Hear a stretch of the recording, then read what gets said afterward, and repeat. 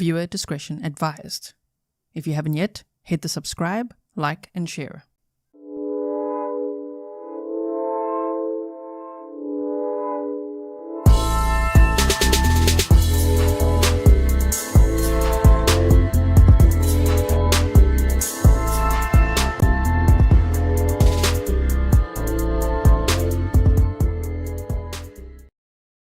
Hello everyone, and welcome back to another live stream with me, Grizzly K. This is Grizzly True Crime, and today we are going to watch the sentencing of Jamie Komoroski. Okay, and she is a drunk driver who is charged with injuring 3 people from what she did and killing. It resulted in the death of a bride. Now, today, her trial was supposed to start December 2nd. We were ready. We've done a deep dive. If you didn't see that, please go check it out sometime. Maybe you want to check it out quickly before, but stay here with us rather, because you can just expand the description box and read the write-up there. Today, there was rumor that she might accept a plea deal. Oh, she took the plea deal. She pleaded guilty. And so they moved on to victim impact statements and sentencing. And so that's what we're going to be watching together now, okay? So, I just quickly want to fetch something if I can. Just give me 1 second. I just want to make sure if it's here. Yes, okay, I'll show you this quickly. Just a quick recap for us. This poor couple. Oh my word. Okay, hold on 1 second here for me. For those who missed it, we'll just do a very quick recap here. Okay, Samantha Miller and Aric Hutchinson. I mean, it was their wedding day. Right? So Aric was born on March 23rd of 1987. He's one of 3 children, grew up in Ogden, Utah. Samantha Miller was born on March 27th of 1989, and she had 4 siblings. Aric and Samantha met in early 2019 while they were both traveling for work and staying at a hotel. Samantha worked for an IT company based in Huntersville, North Carolina, Zentegra. And Aric works for Tucker Kirby, the leader in concrete, masonry, waterproofing, and geotextiles for the residential, commercial, industrial building markets in the Carolinas. A week later, Samantha spoke to Aric's mother for the first time and said, "Hello, future mother-in-law." They had adventures, traveling, moved across the country twice to be together, and were at home during COVID. They added to their family of 3. Sam came with a cat, with a new kitten in 2020. The couple got engaged in 2021, and Samantha was so excited to plan her dream wedding. April 28th of 2023. Samantha Miller, 34, and Aric Hutchinson, 36, had a beautiful beach wedding on Folly Beach in South Carolina, where there were between 120 and 150 guests that celebrated with them at Pelican Watch Pavilion in Folly Beach. They had a bohemian-style reception. They drank mimosas. They had homemade pineapple coconut cake and ate charcuterie. Her sister made her cake during the reception, and Samantha accidentally knocked the pineapple stem off the cake and burst into laughter. Samantha asked the DJ to announce a surprise dance with the most important person in her life, her mother. They danced to Just the Way You Are by Bruno Mars. Okay, just a quick one. I know if you guys were there with me in the deep dive, you've already seen this. I just want to make sure we're all on the same page so we understand what we're watching. Just before 10 p.m., the couple left their wedding reception in a golf cart, a low-speed vehicle, and they were traveling east on Ashley Avenue, heading to an Airbnb when they were struck by a Toyota Camry, traveling at 65 miles per hour in a 25-mile-per-hour zone. Samantha was pronounced dead on the scene, still in her wedding dress, and Aric and his brother were taken to hospital in critical condition. So these are some pictures from the wedding. There's also some video clips out there. Look at this. The golf cart was legal to operate on public roads as a low-speed vehicle. When emergency responders got to the scene at 10:16 p.m., they found a golf cart lying on its side, mangled with a gray Toyota sedan. The golf cart rolled several times and was catapulted over 100 yards, and the victims were lying throughout the crash site. Samantha was not breathing and had no pulse. The other 3 victims were semi-conscious. Jamie Komoroski, the 25-year-old drunk driver, was unharmed and uncooperative with the police. Here are some of the injuries experienced by the other 3. The bride, deceased in her wedding dress. This case is, it's just, I can't even, it's so heartbreaking. So her brand new husband said, I do remember the last thing. I remember her saying she wanted the night to never end. Aric moved into the couple's apartment, you know, and he's staying there with the 2 cats that they had adopted. He also visited the scene where it happened. And this is the person. Ooh, Jamie Komoroski. Hold on one second. There she is. Jamie Komoroski. Daddy-O, her dad, has made a lot of jail calls. You can see them on phone calls from prison. It's a YouTube channel that I linked in the last deep dive we did. Holy crap, when you listen to that. No matter what his sentence is today, and I know people will come in here with spoilers and all that. That's just not fun. Don't do that. But no matter what she'll be sentenced to today, because she's now pleaded guilty, right? She could have faced up to 85 years in prison. So taking a plea deal is a good idea, it sounds to me, based on even what we just saw in Sarah Boone's sentencing. Yeah, take the plea deal. But she is 25 years old. She's probably like 26 now, right? Her blood alcohol level was 3 times the legal limit, and she was arrested and charged with 4 felony charges, 3 felony DUIs resulting in great bodily injury or death, and 1 count of reckless homicide. She was initially held at the Sheriff L. Cannon Detention Center without bond, and she was being very dramatic when she got arrested and saying she wants to end her own life and all of that, so she was put on a, end of life watch, like anyone's own life risk watch, for a while, and then she was telling her dad it's getting really lonely and she hopes to be with the others and all of that. Okay, so we've gone over all of this. It's just so terrible, right?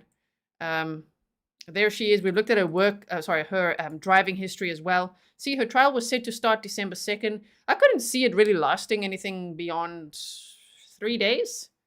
Well, it didn't last at all. It's just she came in there, pleaded guilty, took the plea deal, and so she's going to be sentenced. All right, so this has already happened. Of course, we are now watching on a delay, which, as you guys know, we like that because then we can defluff, right? We can watch without coffee breaks and things like that. So I'm going to put this up here for us. You can watch the stream without any commentary from me if you want to. It's on Law and Crime. Court TV also has it, okay? So we're going to watch this together now. We're going to watch victim impact statements. I think it's going to be really, really sad, okay? So brace yourself for that. And we're also going to be watching them argue, the state, the defense, the aggravating, mitigating factors. And then we're going to watch her get sentenced. 25 years old. I think Daddy-O has been promising her for so long. Don't worry, I'll take care of everything. You'll get out of there. It won't be long. It's going to be okay. Whatever. If you watch those jail calls, I think it's going to be a shock, right? Stefan says there's a case summary in the description box below. There certainly is. So please do check that out if you want more of a refresher. Here we go.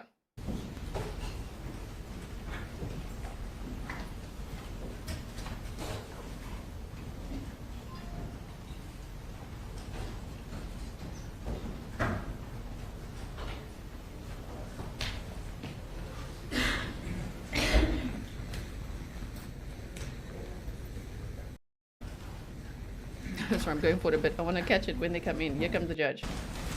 Okay.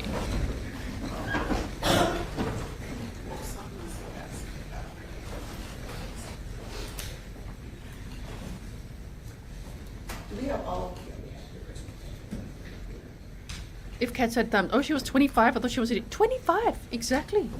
And she makes like, why did this happen to me? Why me? You got drunk and you drove. You chose to do that. It didn't happen to you. You know what I mean?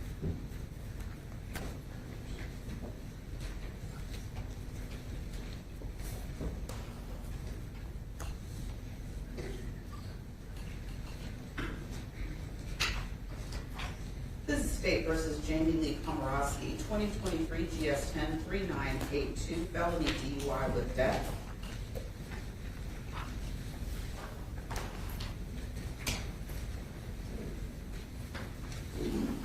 As indicted.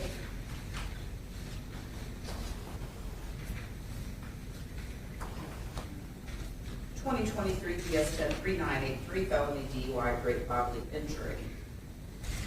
As indicted. 2023 GS 10-3984, felony DUI, great bodily injury. As indicted.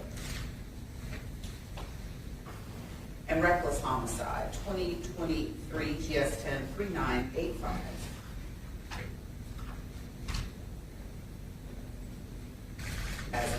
are there any recommendations? Well, first, who's appearing on behalf of the state? Timothy Finch on behalf of the state, Your Honor. And is there anyone else who will be assisting in the presentation of this case? Not in the presentation of the case. I'm deeply helped in the preparation of the case. And Ms. Wilson is present as well. That's correct.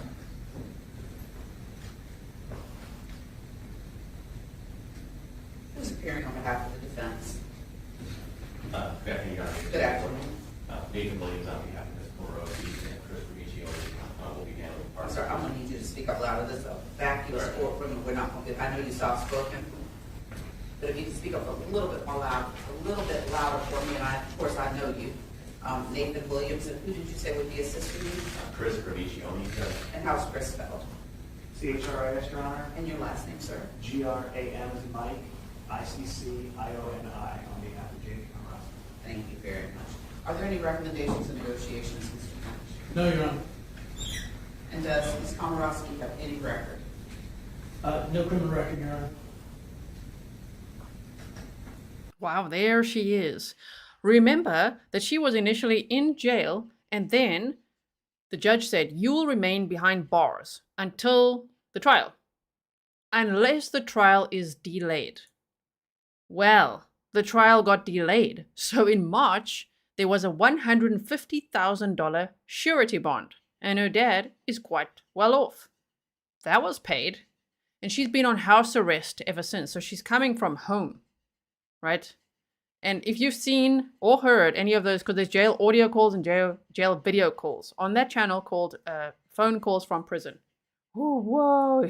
Prepare to feel snarky, because the enabling is next level, you know? And I think this will not help her handle whatever her sentence is today. But there she is, 25-year-old Jamie Komoroski.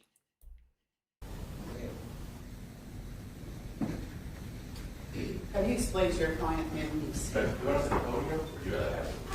Which is better for you? I mean, the podium's closer. It's probably like the full quarter to hear everything and record everything. Mr. Williams, have you explained to your client the charge, the punishment, her rights? I have. Do you believe she understands the charges, the punishment, her rights? I do, Your Honor. Does she wish to plead guilty or not guilty? Guilty, Your Honor. Do you agree with that decision? I do, Your Honor. Has she ever been evaluated to determine? Damn. So I don't think it was a plea deal. I think she just pleaded guilty. I think her attorney has successfully told her this would be best for you. You have no defense whatsoever. Because really, what would her defense be? Her blood alcohol level was over 3 times the limit. How the hell is she going to defend herself? And she would have faced up to 85 years in prison. So anything now, by pleading guilty, will likely be less than that, right? Determine her competency. She has not, Your Honor. Have you explained to her the violent and serious classification? I have, Your Honor. And have you also explained to her the collateral consequences of these offenses, that being the suspension of her driver's license or the revocation of her driver's license, as well as the requirement of any interlock devices? We have, Your Honor, but just briefly. We have.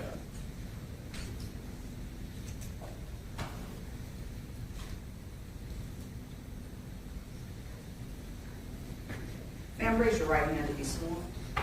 Do you swear affirm the testimony you give will be the truth? You can put your right hand down. I need you to speak a little more loudly for me, please. State your full name for the record.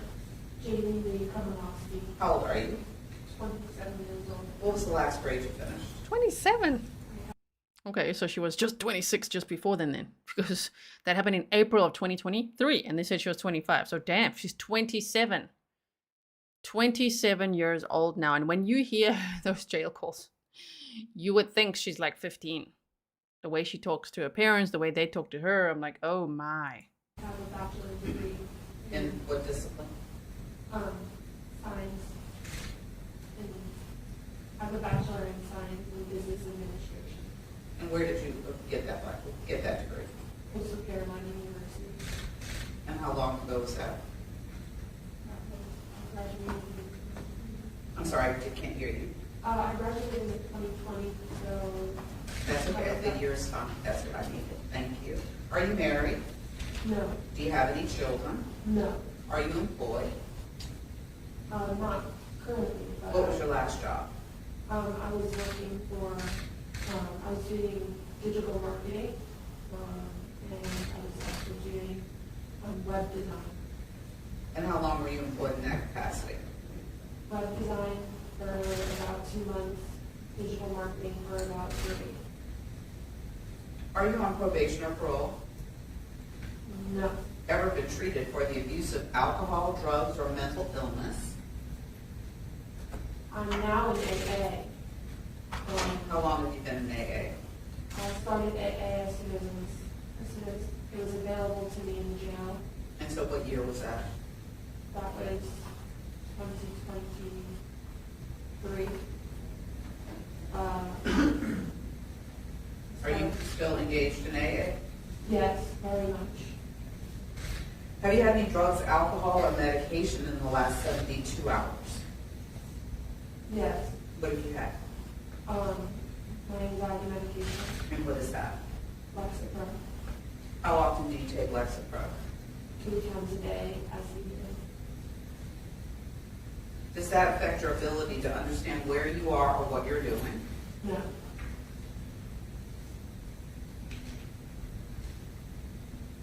On the offense of felony DUI, how do you plead? Guilty, Your Honor. Do you understand the minimum is 1 year, the maximum is 25 years, and a minimum fine of $10,100 and a maximum fine of $25,100? Yes, Your Honor. Do you understand that it's classified as violent and serious?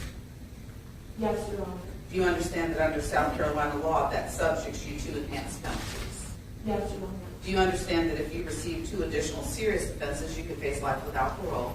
Yes, Your Honor. You may have discussed parole or parole eligibility with your lawyer or with others, but until you're sentenced, no one can tell you when, if ever, you would be eligible for parole or under what conditions. You should assume that you will serve any time that you're sentenced to day for day. Do you understand?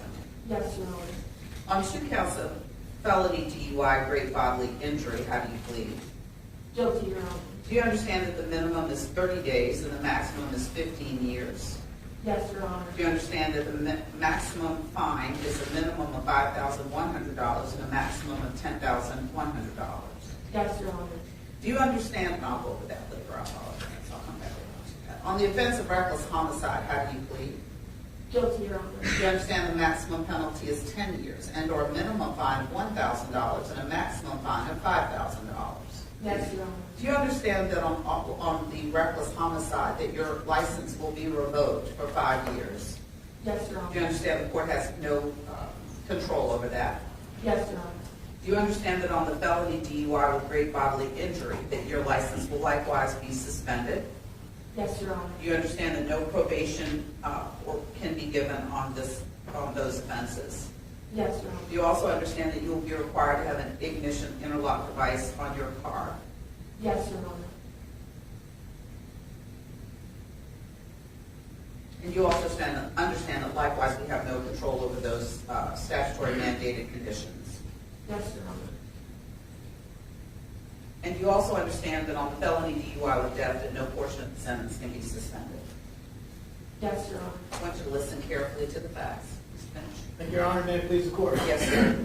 This occurred April 28, 2023, in the 1200 block of East Ashley Avenue, Folly Beach in Charleston County. On that date, shortly before 10 o'clock p.m., the victims had left the wedding reception of Aric and Samantha Hutchinson, which was held on the western tip of the island. The newlyweds were being driven away in a low-speed vehicle, or LSV, which is a street-legal version of a golf cart. The LSV was fully illuminated with head and tail lights as it traveled eastbound from the reception site. Benjamin Garret was driving. His son Brogan was riding next to him in the passenger seat. On the rear of the LSV was a newlywed couple, Samantha Miller Hutchinson and Aric Hutchinson. The path of travel was on West Ashley Avenue, across Center Street, and then continue on East Ashley Avenue towards the rental house. At approximately the same time as the victims were leaving the reception, the defendant was wrapping up an outing with new coworkers at a bar on Center Street in Folly Beach. After leaving that bar, Ms. Komoroski stopped by another neighboring bar, alone, for a single shot of tequila before getting into a rented 2023 Toyota Camry to drive home to a residence on James Island. The investigation revealed that in an hour and a half prior to the collision, the defendant had consumed 6 alcoholic drinks. However, instead of leaving the island via Center Street toward Folly Road and James Island, the defendant headed eastbound on East Ashley as well, following the victim's LSD, albeit the LSD would have been significantly further on the road. While on East Ashley, the defendant traveled well over the island-wide speed limit of 25 miles an hour. As she closed Just to clarify, because the closed captioning gets it wrong sometimes, LSV, low speed vehicle, the golf cart, right? on the LSD, data from the EDR, the electronic data recorder, or event data recorder from the vehicle, the Toyota, shows the defendant was traveling 61.5 miles an hour, 4.65 seconds prior to crashing into the LSD. 4 seconds later, at 0.65 seconds prior to impact, the EDR shows the defendant had increased to 65.9 miles an hour. The same data reflects the brakes were applied half a second later, 0.15 seconds before impact. During the time of travel, eastbound on East Ashley, the onboard system in the defense vehicle captured black and white snapshots of the vehicle as it weaved across the road, off to the right, then over the center line, left, and then back into the right lane as it closed in on the LSD. At approximately 10:15 p.m., in the 1200 block of East Ashley Avenue, Ms. Komoroski crashed into the LSD. Crash 10 p.m. 10:15 p.m. 10:15. Yes, ma'am. Crash reconstruction calculations estimate the defendant was traveling approximately 63 miles an hour at impact, and the LSD was traveling approximately 25 miles an hour. Samantha Miller Hutchinson was ejected from the rear-facing seat onto the hood of the Toyota. Aric Hutchinson was ejected over the vehicle, landing near the point of impact. Benjamin Garret was ejected from the vehicle onto the roadway. Brogan Garret was ejected from the right side of the LSD into nearby ground cover. Brogan suffered injuries to his knees. Benjamin suffered severe head injury, injury to his wrist, which was treated in the burn unit at MUSC, and injuries to his right hip and lower back. Ben will require further surgeries to address his other injuries, including a right hip replacement, a fusion of the right SI joint, possible fusion of his neck and back vertebrae, and surgery to address arthritis in his affected joints. Aric suffered 2 broken legs, one requiring surgical intervention to repair, a fractured facial bones, fractured vertebrae, also necessitating surgery, brain bleeds, numerous lacerations over his body. Additionally, his left eye was damaged, and the prognosis regarding his vision will develop over time. He necessitated surgery to fix the lid to that left eye, enabling him to close, and currently suffers double vision. Future surgery will be assessed. Samantha Miller Hutchinson died from blunt force trauma to her head and neck. Citizens that were staying or living in the area of the crash immediately responded to the site and called 911. Among those who responded were 2 nurses that happened to be staying nearby. They, along with others, began triaging the victims. Neither detected any pulse from Samantha.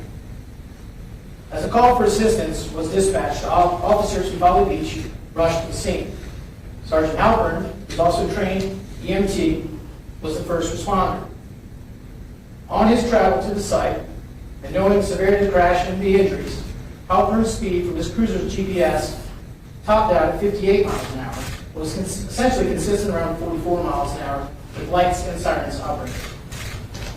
Sergeant Halpern and Officer Honeycutt, also from Folly Beach Police Department, attempted to resuscitate Samantha using CPR and an AED. Ultimately, they were not successful. Samantha was declared deceased at the scene. Folly Beach Police Department put out a call for assistance to the scene and to handle other calls while working this crash. Sergeant Charles Seven and Deputy Aaron Scruggs of Charleston County Sheriff's Office responded to assist with the crash reconstruction, and CPD officers, including Zachary Azari, assisted with the DUI investigation. CCEMS, Charleston County EMS, that is, transported Aric, Ben, and Brogan to MSC for treatment in the trauma unit. The coroner was called to respond for Samantha. At the scene, the defendant admitted to driving the Toyota and to drinking 2 drinks prior to the crash. She declined to perform standard field sobriety tests. She was then taken into custody for suspicion of DUI and transported to Folly Beach's Department of Public Safety to provide a breath sample, which she also declined. At approximately 1 a.m., August 29th, or April 29th, Sergeant Halpern drove the defendant to MUSC for medical clearance. A search warrant was issued for a blood sample from the defendant. MUSC collected the sample according to SLED protocols. The sample was later tested by a SLED toxicologist who reported a BAC of .261. A retrograde extrapolation based on the time of the defendant's last drink, her age, weight, and height, estimated her BAC to be .255 to .318 at the time of the crash, between 3 and 4 times the legal limit. Ms. Komoroski was indicted by the Charleston County Grand Jury in September of 23 for reckless homicide, 2 counts of felony DUI with GBI, 1 count of felony DUI with death. Again, this plea is without negotiation or recommendations.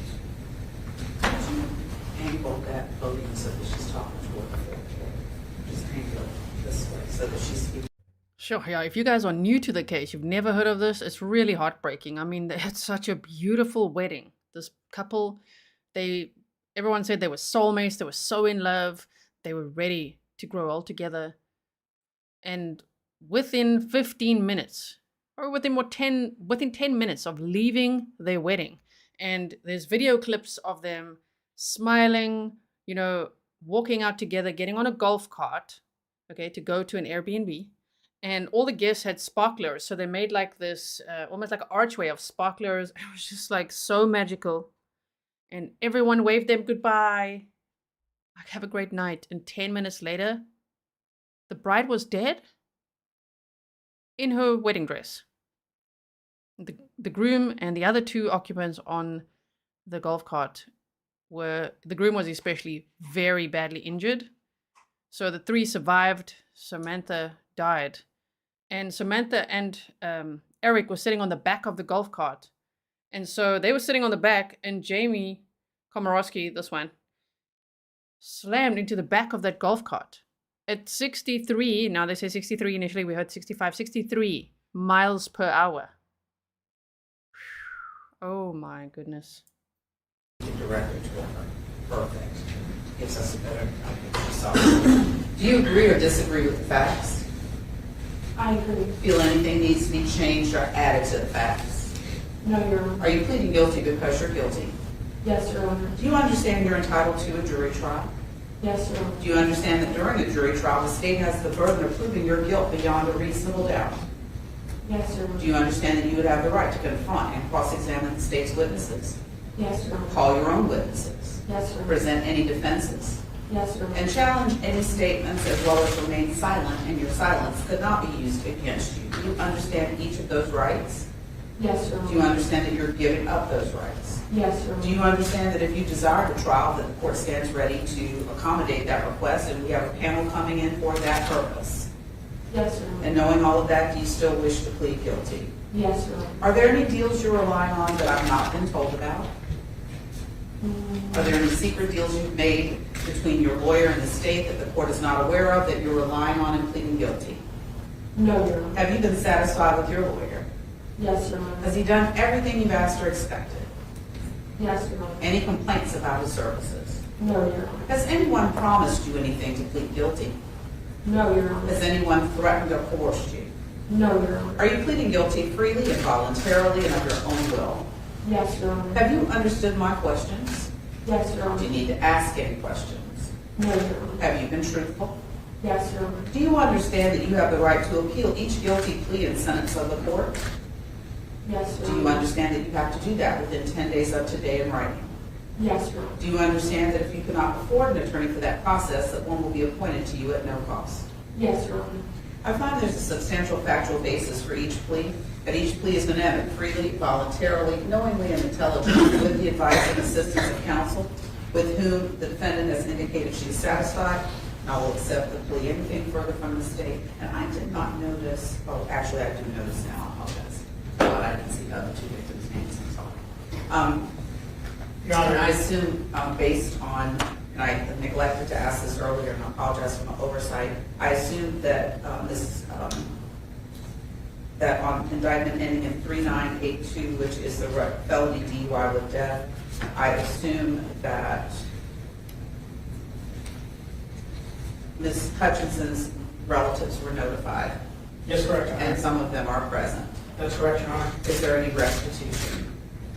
None is being sought by the state. And I assume on indictment ending in 3983, which is the felony DUI, great bodily injury, that Mr. Aric Hutchinson was notified, That's correct, Your Honor. and He's present. he is present, That's correct? correct. Yes, Your Honor. Is there any restitution? None sought by the state.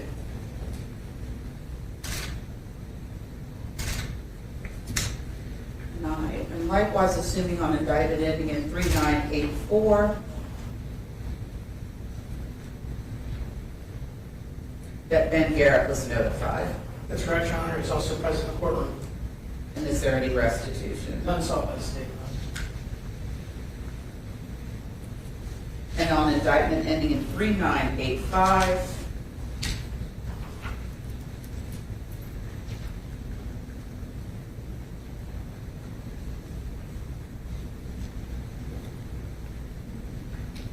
So for those only joining now, we were ready to watch the Jamie Komoroski trial together, which was supposed to start today. I thought that she was offered a plea deal, but it seems like her attorney may have advised her just to plead guilty, right? So today, the trial day started with her pleading guilty. And so that's what happened. So what happens now is we're obviously not watching in real time. We're going to defluff. We're going to skip over any breaks and things like that. So what's happening is she's pleading guilty in front of the judge. And then there will be victim impact statements. And then I would assume the defense and, the state and the defense will argue their points in front of the judge. And then there will be sentencing. So sentencing has already happened. There's no reason to come in here and share what the sentence was, because we're all watching it together as if we're watching it for the first, because we are watching it for the first time. So thank you so much all for being here after the other sentencing we watched today, which was the Sarah Boone one. So if you're watching this in the future, go check out the Sarah Boone one as well. And tomorrow we're going to watch Ashley Benefield's sentencing too. So it's sentencing season, right? So Jamie Komoroski, I always want to add a V. Komoroski sounds about right. Komoroski is, she said she's 27 years old. And so they said it was reported that she was 25 at the time when it happened in April of 2023. So she must have, I'm going to check her date of birth. She must have just turned 26 then, and now she's 27, right? So, yeah, she could have faced up to 85 years in prison for these charges. And so it seems like, yeah, pleading guilty might get her less than that rather than the 85. But let's wait. Let's watch it together. Let's see all the victim impact statements together. I think it's going to be very emotional, so prepare yourself for that. And thank you for being here. Please like and share so others can also find us. that's a duplicate victim, correct? That's correct, Your Honor. Anything further from the state? Only to notify the court, as you are aware, members of the victim's family who would aware. Certainly. You can call them in the order that you'd like and make sure they speak loudly and clearly for the benefit of the court reporter. You can call them in whatever order you would like. Thank you, Your Honor. You're welcome. First would be Ms. Lisa Miller, the mother of the deceased Samantha Miller. It's up to you, however. I'm sorry. We'll see if that's okay. That's fine. Ma'am, if you would tell us your name for the record. My name's Samantha. No, it's not. My name is Lisa Miller. I'm Samantha Miller's mom. Yes, ma'am, we'd be glad to hear from you. Take your time. Thank you. You're I welcome. appreciate you allowing me to speak, and everybody be patient. I really want to get through this. Okay, so this would be Samantha Miller's mother, the bride's mother. And I mean, remember the bride, Samantha said, now she asked the DJ for a surprise song so that she could have a dance with the most important person there, her mother. She was super close to her mother. So her mother must be absolutely beyond devastated, right? Okay, so it's victim impact statements now.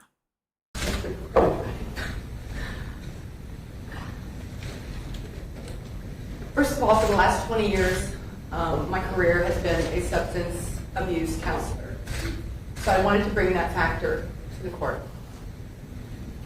I've dealt with many different populations, offenders. I did a program for offenders. I've dealt with military people, adolescent programs, so I've kind of ran all gamut. The one thing that all these groups and all these populations have in common is the word enabling. And enabling happens when, does everybody know what that means? Enabling happens when, it could be family members, it could be friends, it could be their children, maybe the adult is the one that's alcohol. They help them because they don't want them to get in trouble. They don't want them to have a bad life. But by them helping them, they're really doing them a dishonor. And the only way that somebody that's having alcohol or drug issues and addiction can get better is to suffer the natural consequences of their behaviors.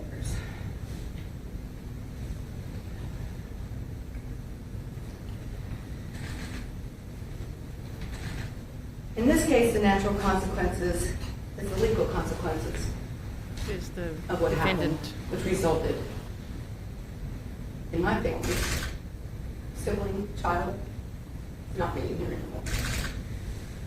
The good thing about it, if she goes and stays some time in jail, they have treatment in there. AA is not treatment. AA doesn't help somebody who's addicted. It's good once you get to that point where you're gone through treatment, you spent some time in sobriety. AA is where you go hang out with your other people, and that's it. This is some parts, but thank you. Who was Sam? I want to talk about Sam because it's my daughter. And she wasn't just a person on a golf cart that just got married and got killed.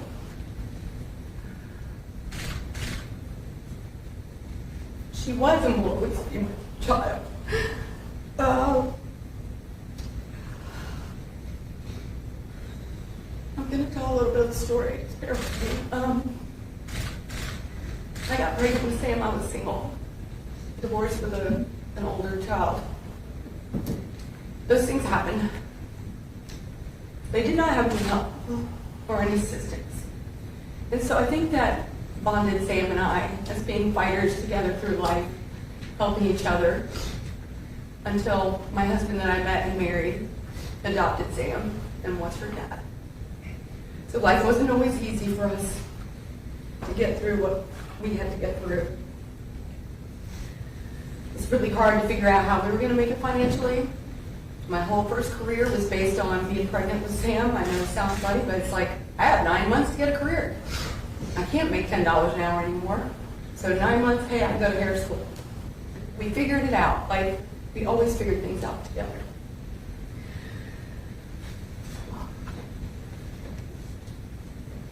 Not only was she my daughter, Sam and I had, excuse me.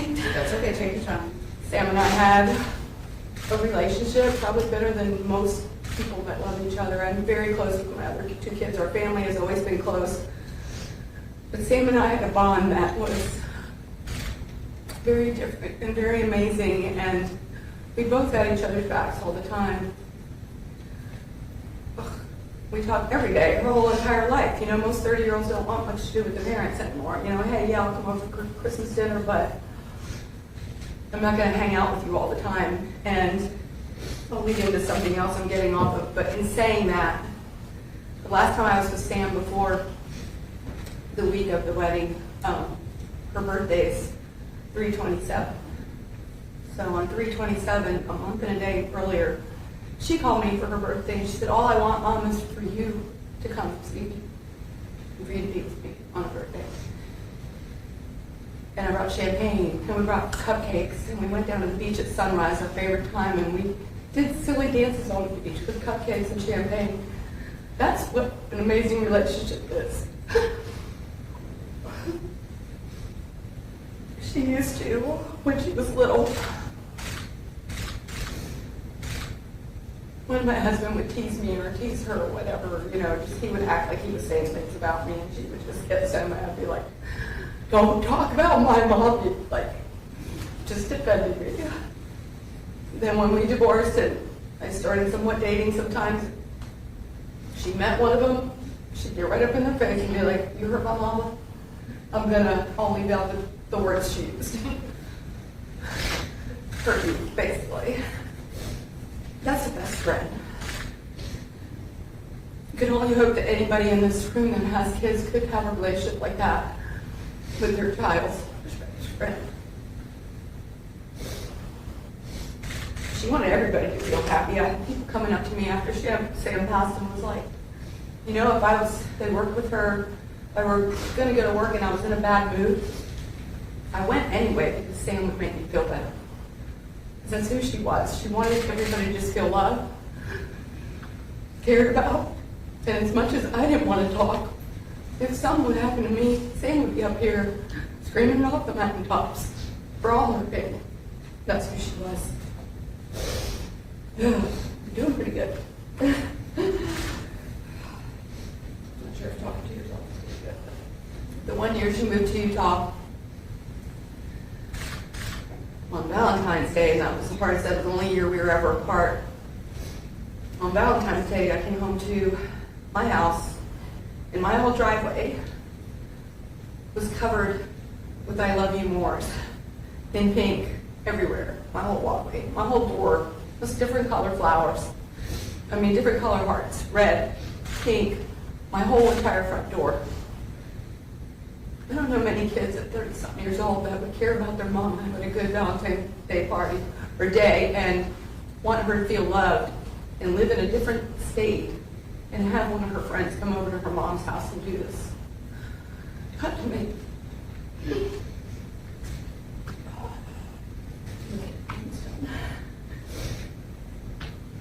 So, unfortunately,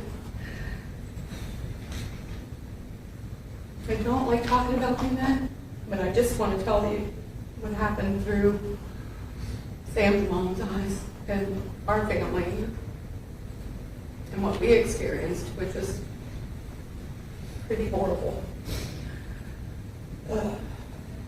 So it was supposed to be a rainy day. It was supposed to be a cloudy, and the weather just an hour before the wedding just became beautiful. Couldn't have been better. Everything was fun. Sam had me hold her phone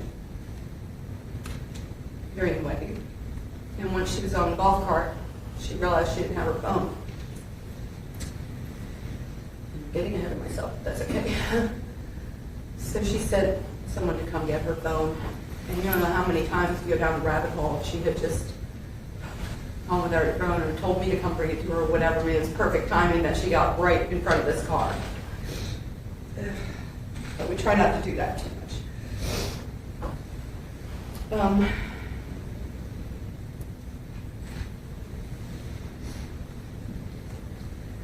So after the wedding, we went to where we were staying in our Airbnb and basically got into some sweats and were hanging out on the porch and everybody had a good night and pouring a glass of wine, relaxed, and I'm standing out there and I hear all these sirens. And the fire trucks, which on a Friday night in Folly, it's not very rare. I mean, they're there all the time, right? But I heard those fire trucks and saw those lights and I yelled, "Something happened to Sam." And maybe said, "No, Mom." And I said, "Something happened to Sam." That's how much, that's a connection with somebody. I knew. And it wasn't until, I don't even know how long later, somebody came by and was nice enough to ask us if we had heard about the accident. And so she took us down there. Sorry, this arm is hurt. And Mandy and I, my daughter, ran barefoot into the scene, which was all tough. Sam's dad was there. And within, like, I don't know the timing, but maybe 15, 20 minutes, one of the officers there came up and told us, me, that everybody that was in the accident was taken to the hospital. So, I mean, he took me to the hospital. We went to the hospital to find Sam.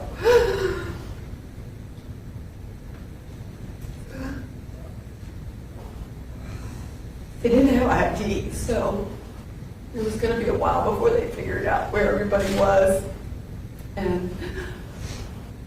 But I really believe that she was at the hospital.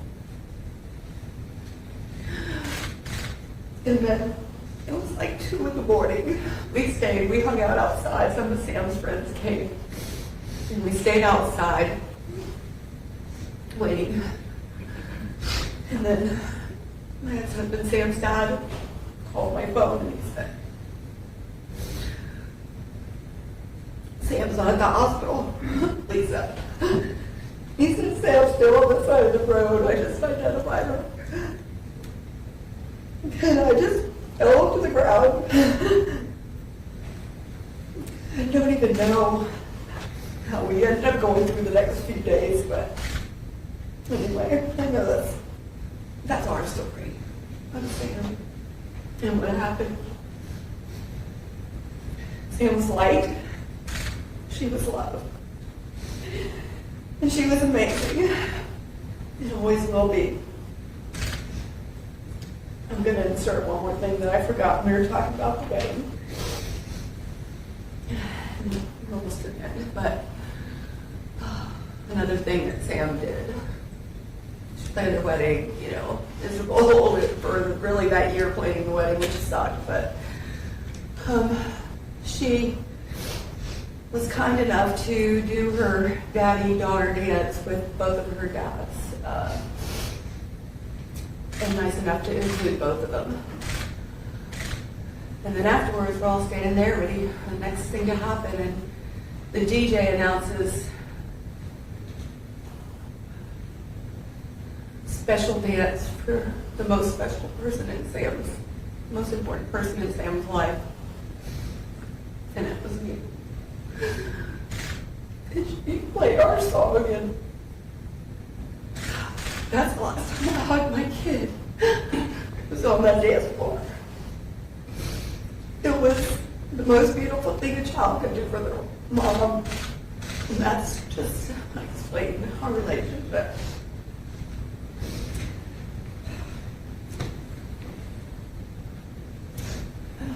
The last thing I need to say, I'm going to probably just read this, is that myself, Sam's siblings, Sam's siblings are nieces, and her father, we've been sentenced to a lifetime of pain. As with half the world. As a mom, I can't even describe to you. I've lost my brother. I lost both my dads. This is so different. And it is scientifically proven that some kids' cells stay in your body. She died. We died. And she doesn't get a partial sentence. She doesn't get to come back to life in 10 years or 20 years. And we don't get to come back to life in 20, 25 years. This is a lifetime.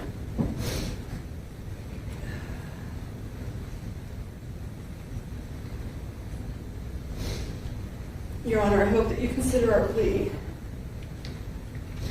in the world's plea to hold the defense responsible for her poor choices and to experience the legal consequences of her action. Thank you. You're welcome. I appreciate your time. I can't imagine the grief. Oh my goodness. I think the mom was so strong to be able to even say all of that. Right? We're not getting into all the drama. I don't know what's exactly going on there, financial stuff, but the mother's grief, the husband's grief, everybody's. It's a huge loss. So here is the defendant, by the way. Well, I guess now that she's going to be sentenced. She pleaded guilty, so they're convicted? Oh my goodness. Okay. Your Honor, next, Amanda Jenkins, sister of the deceased.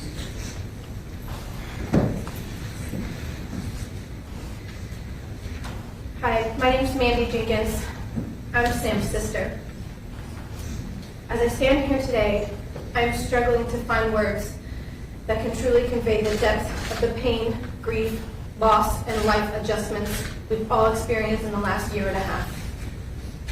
It's obvious to everyone that Sam was a bright light in this world, a person full of love, laughter, and kindness. She touched everyone she met with her warmth and compassion. Her death has left a hole in our lives that can never be filled. I will never get to hear her voice, see her smile, or share any moments we had planned for the future. The pain of losing her is unbearable, and every day feels like a struggle to move forward. But Your Honor, I don't have a choice to give up. Sam was an aunt to my 2 daughters.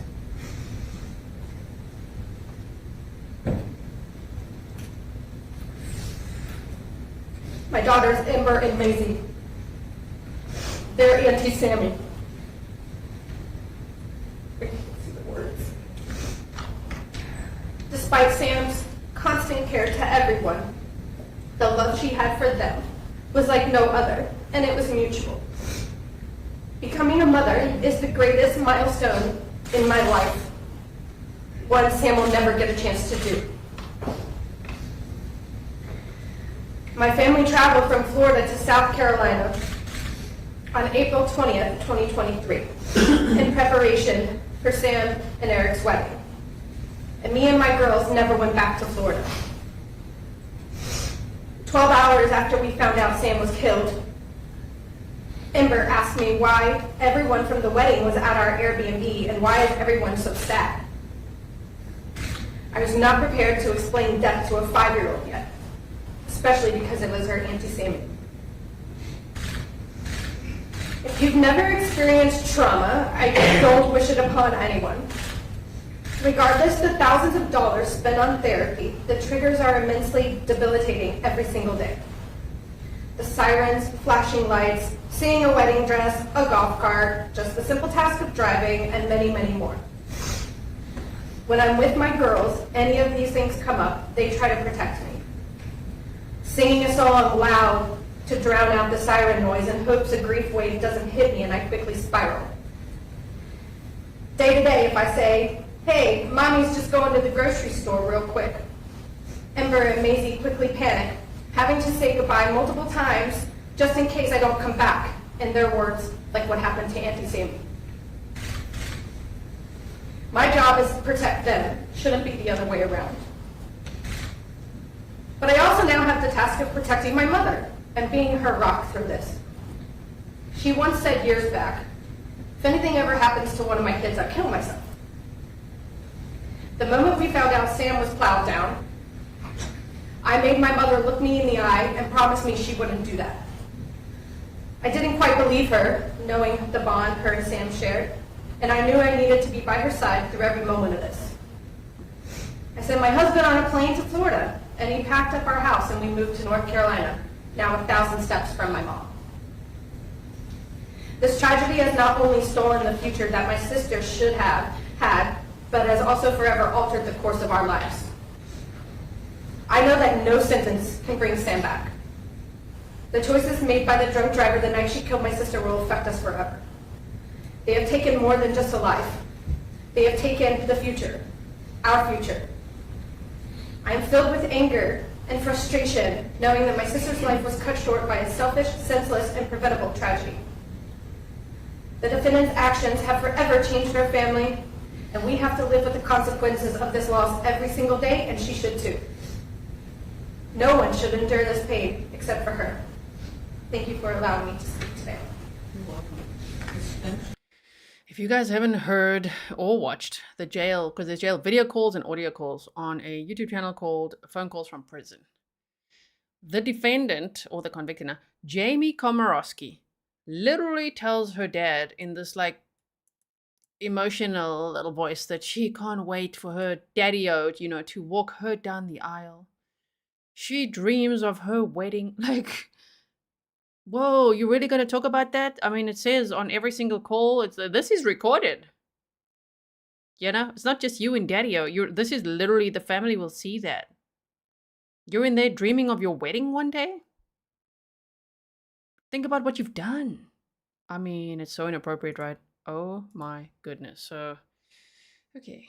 Thank you so much all for being here. I know this is very heavy. This is an incredibly sad case. I mean, all cases that we study here in true crime, unless there's a missing person that's found, that's always amazing, right? But true crime cases can be very heavy. Ooh, some are just like so heavy. This one is so heavy. So thank you for being here with me, and that we could all be here together and watch this. Miller. Next, Nathan Miller, brother of Samantha Miller.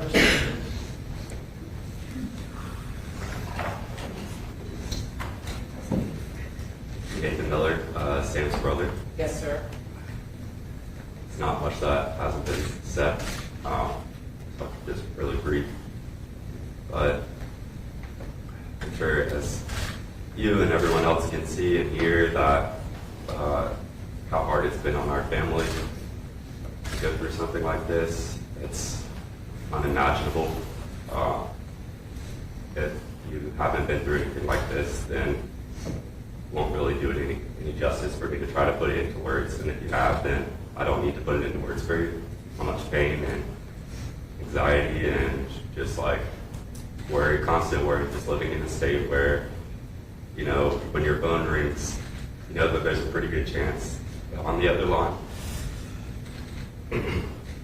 there's gonna be somebody in peril, and you have to do your best to try to help them.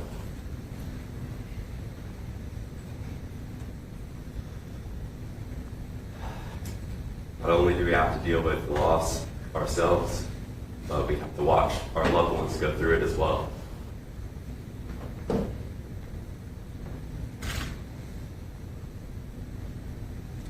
Last thing I'll say is just hope that the sentence is the maximum, because this wasn't an accident. It wasn't an accident to go over 60 miles per hour on these pitch black, tiny, folly roads that are constantly filled with people. Honestly, it'd be more surprising if someone wasn't killed in those circumstances. So, leave it at that. I appreciate your time. Thank you. You're welcome, sir. Mr. Finch. Your Honor. Next, Brad Warner, biological father. See you. Shame, her dad. Okay.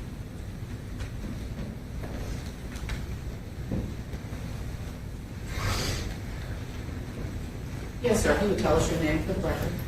I'm Brad Warner. Yes, sir. Be glad to hear. I'm Sam's biological daughter. I'm my father. I'm the one that wasn't there in the first part of her life. For the past 20 plus years, I was there for her when she needed me. When I was 2 years old, I got hit by a car, left on the side of the road for dead. I survived. Everybody says they think the person was drunk. It was a hit and run. They never found the person. So every day I woke up for 57 years and hated this person. Hated every day. I'd wake up and hate somebody I didn't even know. Six months before Sam was taken, I said to her, I was like, I got to get this weight off of my shoulder. I said to Sam, I'm going to forgive this person. I don't know who it is. I did. The next day I talked to Sam. It was like 1,000-pound weight was taken off my shoulders. I felt like I could fly. 6 months later, that hatred is back on with vengeance. I've never felt this much weight. This person, he took such a beautiful person away. She was loved by so many. I didn't realize how many people over the past year and a half I've heard from people that actually hate you. And they love Sam, they never met Sam, don't even know Sam. For the rest of my life, I'm gonna hate you. And when I arrive in hell and you come there, I'll open the door for you. You have ruined so many people's lives. And I hope you understand what you did, because you've taken no responsibility for what you've done. You can apologize all you want later. I will not listen to a word. It's not worth it.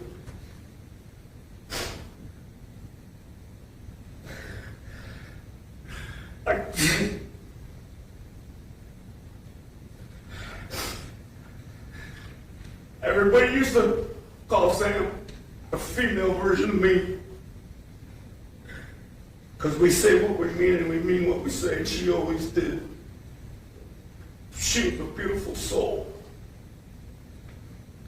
Thank you, Your Honor. You're welcome, sir. Thank you, Your Honor. Next, Aric Hutchinson.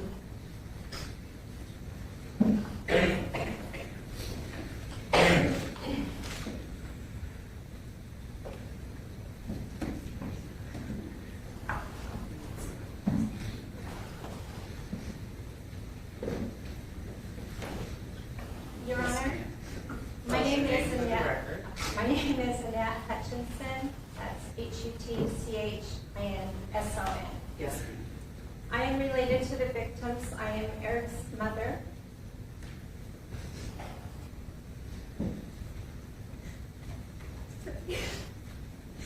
Samantha and Benjamin's mother-in-law and Brogan's grandmother. My family is my world. My children and grandchildren are everything to me. All that I do is for my family. Yet until today, I've spent the last 19 months watching helplessly as this horrific event and aftermath unfolded, shattering the lives of 2 out of my 3 children, and ending the beautiful life of my beloved daughter-in-law, Sam. Speaking here today is the one thing I can do for them. Your Honor, I ask you to please consider Sam when you impose your sentence. Sam joined our family in March of 2019 when she chose my son. She was a force, so lively and so full of love, especially for my son, Aric. It was apparent to all of us they had both found the love of their lives. For over a year, Sam planned every detail of her wedding, a first marriage for both. She was excited and counting down the days, unaware she was also counting down to her own tragic death. On their wedding day, I had never seen Sam or Aric so happy. Their faces lit with smile the entire time, even as they waved goodbye from the golf cart they were riding on to start their life together. Photos in the video of the day captured the magic, but they are now too painful to watch or look at. Because our lives were forever changed moments later by the defendant when she recklessly sped through a quiet residential neighborhood into the back of the golf cart. In the police report, a witness described the crash as sounding like a bomb's explosion. That statement replays in my mind, thinking of the 4 of them struck in such a manner. The next day, I had the horrific task of telling my son that his new wife had died, after he repeatedly asked during moments of consciousness, "Where is Sam?" I cannot describe to you the pain I felt as I watched my son's face process this, and I knew what he would say before he said it. It should have been me. Later, my husband and I spent a week cleaning and repairing Sam's wedding dress so it was presentable to Aric, because he did not get to see Sam after she was killed. So he wanted to see what she was last wearing in his final memory with her. Your Honor, I ask you to please consider my children and grandchildren when you impose your sentence. The night of the crash, my son Aric and son-in-law Ben both sustained injuries from which they'll never fully recover. I'll never forget the shock of arriving at the scene. I wish we could have shielded my other 4 grandchildren from the trauma of it, but we were from out of state, so we had no option but for them to accompany us. My memories from the scene are vivid and fixed in slow motion. My daughter being held from running to her unrecognizable husband Ben where he lay, her slumping to the ground, the police officer who stopped me to verify if they had found the correct number of victims, and my own realization at that moment that my son and Sam were there also. I recall the onlookers' expressions telling me more than I wanted to accept. My other son, Adam, and his family arrived and tried to comfort my daughter's 2 children, while my daughter ran up to him and screamed, "It's Sam and Aric too!"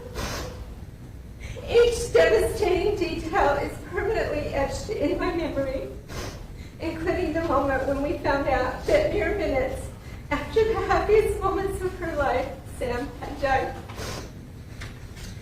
My son stayed at the scene and saw the criminal defendant sitting on the side of the road completely unharmed, and watched as she was led away past him.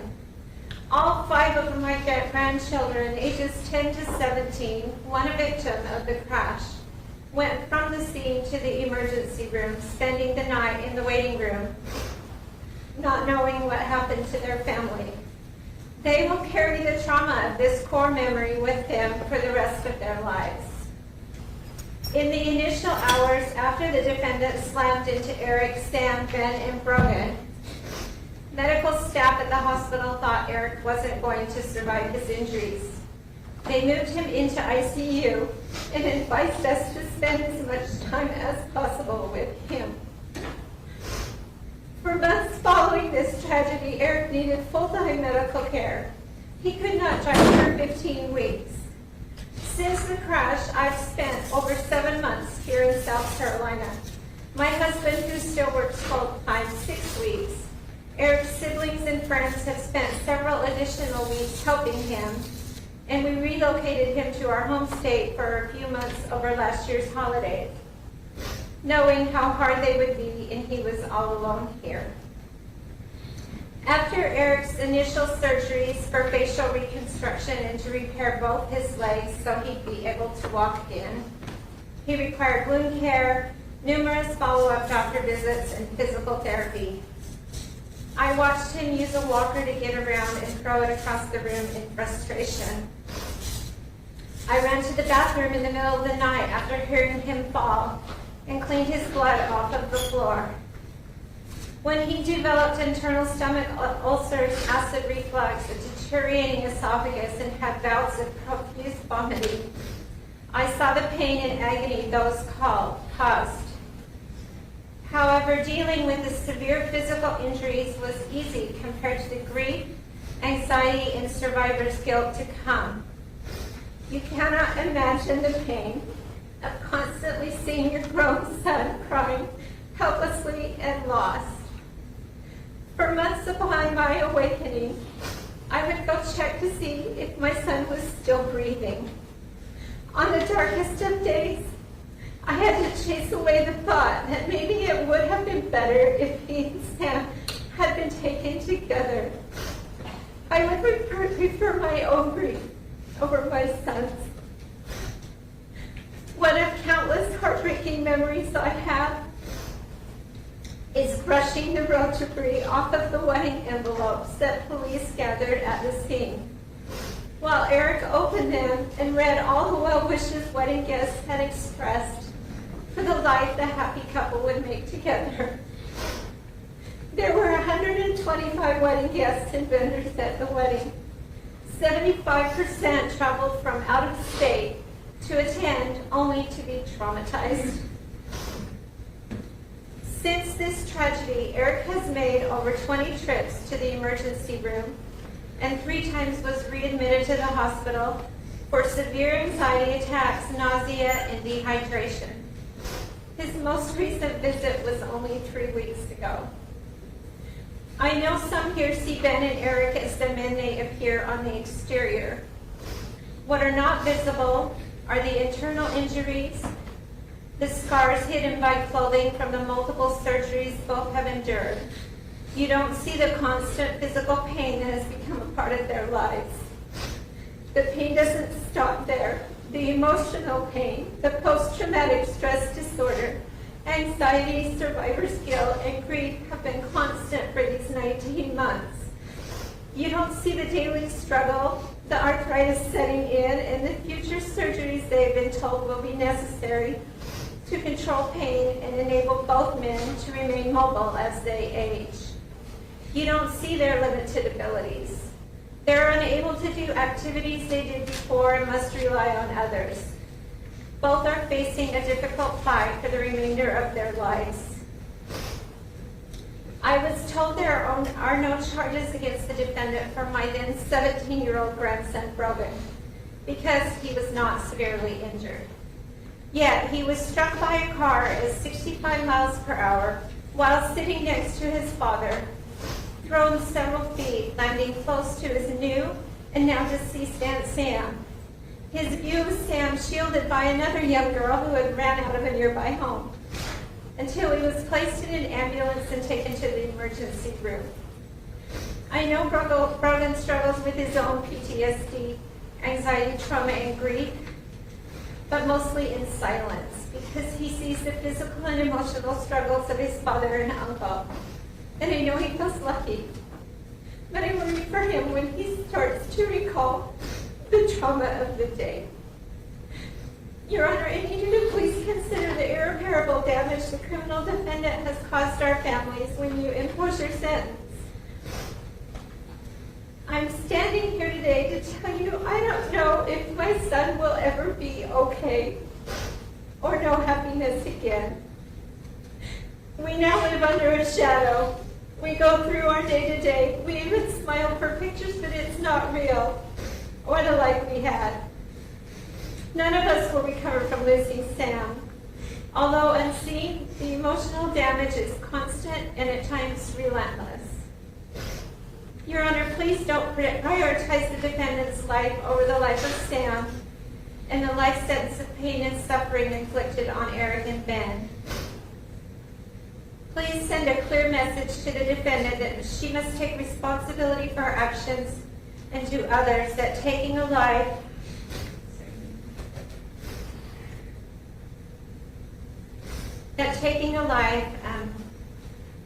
as a direct result of irresponsible and selfish choices will result in severe consequences. As we now know, no one is immune to losing someone at the hands of another. It can happen at any time, and we live with the newfound fear it could happen to us again. Thank you. You're welcome, ma'am. Sure. And someone just reminded me in chat that in some of those jail calls that Jamie had with her dad, she said, "Why did this happen to me?" And he says, "Because bad things happen to good people, honey." Like, wow, really, really enabling, I mean, it would just be like, the right answer is because you drank a bunch of alcohol and made a choice to drive, and then you crashed into people and they died. A new bride died, and you injured 3 others, Instead of bad, like, how will that help her mentally? Bad things happen to good people. She's not a good person for those choices she made. No. Oh my goodness. Okay, so keep going. Alexis, Garret.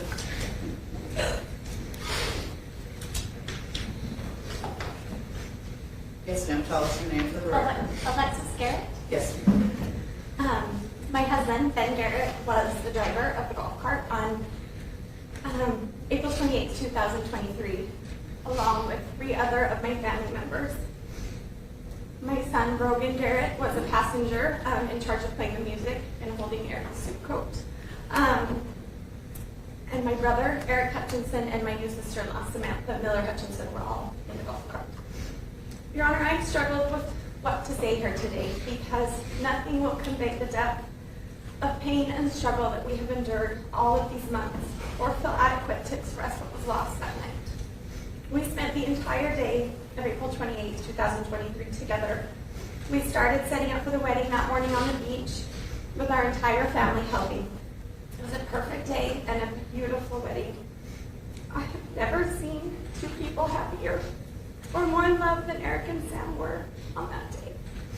We were still cleaning up at the wedding reception venue when I got the call that changed our lives. I was told my husband and son were involved in an accident and to come right away. Most of that night and the days and months that followed are a blur, except certain moments that will forever stick in my mind. Arriving at the scene, to so many police and medical vehicles, running in my bare feet to the crash site, seeing the chaos and destruction, seeing what I didn't even recognize as a golf cart scattered across the road, seeing my husband in a terrible state lying on the road covered in blood, and then being loaded onto a stretcher. I was not allowed to get close to him or anyone there. I remember the moments of despair as I could not see anywhere where my 17-year-old son was. The confusion and the chaos of the scene, and the kind bystanders who helped my mom and I as we tried to comprehend what was happening, and as we learned that Sam and Aric were also involved. Being told to go to the hospital, praying with my other two children in the car on the way to the hospital, arriving at the ER not knowing who was there or what condition they were in. The look of fear and the way my son cried when he finally saw me in the emergency room, waiting in my son's room in the ER while we weren't allowed to see my husband, and then finding out that Sam did not make it. Then hearing that my brother was also not doing good and wasn't expected to make it. I remember the worry of not knowing whether I should leave my son and husband when we didn't know the extent of their injuries so that I could go up to the ICU to say goodbye to my brother. It was all too much. It was so much tragedy. I'm trying to figure out how to help so many people I loved all at once. It felt like we were constantly trying to triage all of our family members, all while staying in a rental house 2,000 miles from home. The days that followed were heavy as we tried to comprehend the loss of Sam while trying to navigate the physical injuries Aric and Ben both had. I remember going floor to floor to each of their rooms in the hospital to see that all while my son recovered at our rental house with my other two children. That day that started out so blissfully happy ended in absolute tragedy. The defendant stole the life of the most vibrant woman with the best laugh and the most gorgeous smile. Losing Sam created an irreplaceable void in our family. The pain of losing her is an ever-present reminder of how fragile life can be, and it has left us in a state of grief that is difficult to put into words. My brother Aric is never going to be the same. I have never experienced that depth of pain and sorrow when we were in his hospital room the days following, and he would wake up and not remember what had happened, and we would have to tell him all over again. The past 19 months, he has struggled to continue to live. We have worried we would lose him many times since then, because the sorrow and survivor's guilt are just too great to comprehend. He suffers from many physical injuries that cause him daily pain, but nothing will ever compare to his shattered heart. My husband has experienced many physical injuries. He was covered head to toe in road rash and deep cuts and gashes. He spent 11 days in the hospital in Charleston. 9 of those were in the burn unit, undergoing surgery to clean out his many wounds. He underwent physical therapy to be able to walk with a walker and had to be able to sit long enough to endure the long flight home. He is the strongest man I know, and to see him in so much pain was one of the hardest things I have ever done. He continues to have physical pain limiting so many of his daily activities. Many days even walking is too much. The repercussions of that night extend far beyond his physical scars. They have left emotional wounds that we will carry indefinitely. My son, who was 17 years old at the time and merely a passenger in what was meant to be a joyous celebration, has been deeply affected emotionally. Witnessing the aftermath of that horrific accident has instilled in him a sense of fear and anxiety that he struggles with daily. The innocence of his childhood and my other two children has been stolen and replaced with an overwhelming sense of trauma. It is heartbreaking to see my children struggling with feelings they should never have had to experience at such young ages. Being here today was a conflict for us. We live in Utah, and we had to leave behind my daughter, who cries and breaks down at the mere mention of South Carolina. And the thought of returning to the state terrified her.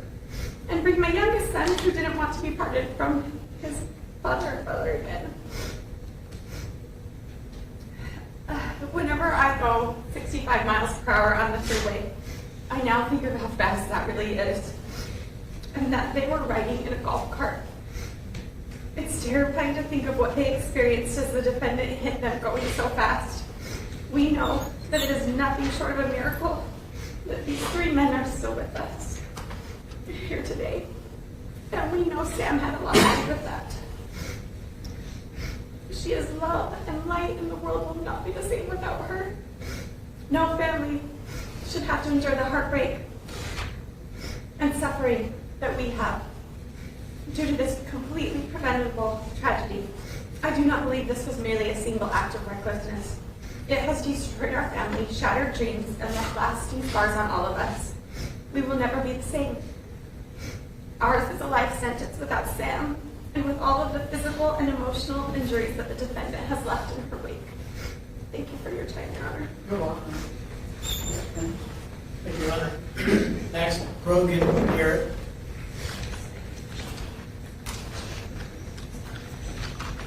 My name is Brogan Garret, Spell your first name for us, sir. Brogan, and on April 28th, Yeah, Brogan was on the golf cart. This is Brogan Garret. 2023, while me and my family were on a fun vacation to support my uncle and aunt. What was supposed to be a joyous and celebratory day turned into a nightmare that will haunt me and my family for the rest of our lives. That night, after my aunt and uncle's wedding, an intoxicated Lee Komoroski struck me and my dad while we were taking my aunt and uncle to the rental. The crash took my aunt's life. A bride celebrating the happiest day of her life just hours earlier.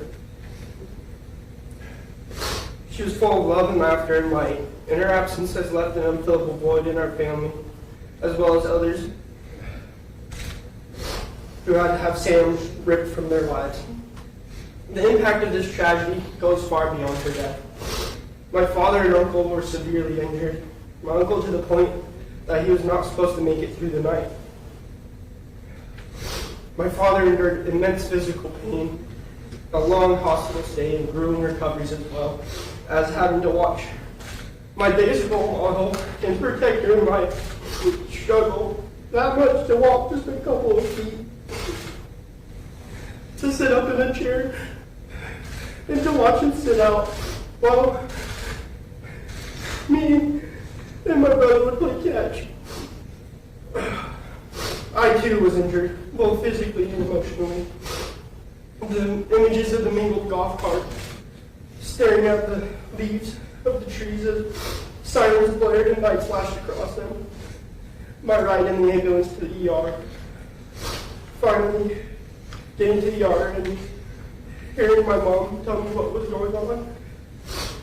Finally seeing my dad in the state that he was in, and listening to him groan while my mom shared the news with me about Sam. My thoughts were racing while I was young, wondering what was going to happen to our family, and thoughts of the brand new marriage that got ripped apart in seconds. These are things that I relive daily. The fear of getting rear-ended again, has haunted me since that day, and I did not stop checking my rearview mirror while I drive. The emotional and mental impact has caused me to often wonder how anyone could make the choice to drive while intoxicated, a choice that has brought so much harm to innocent lives. The decision to drive under the influence is not reckless, it's selfish and cruel. It is an act that destroyed a family and robbed us of a loved one who we can never get back. This accident didn't just affect our bodies, it shattered our hearts and broke the spirit of the family that had come together for love and celebration. Instead of remembering that day for the joy of a wedding, we now associate it with grief, trauma, and loss. The few more days that I spent in Folly Beach were not pleasant. When I finally returned to the rental that we were staying at, there was a dull feel to everything. The adults with us were usually taking naps or resting before they returned to the hospital to take their shift with my dad and uncle, while the older kids were tasked with keeping the younger ones entertained. My sister refused to let me out of her sight. They would be constantly taking care of me while my mom was with my dad. I was faced with having to try and help my brother while we struggled with emotions that were not meant to be felt and processed by a 12-year-old. Every little daily task was a struggle for me, and everything seemed to move in slow motion. When it was time to finally go home, we came to realize that my dad was not going to be joining us. And that devastated me and my siblings. Having to separate our family in a time where all we wanted was to be together was very hard. When we got home and were forced to return to our normal lives, it was a struggle. Going back to school and trying to pretend like everything was okay was mentally draining.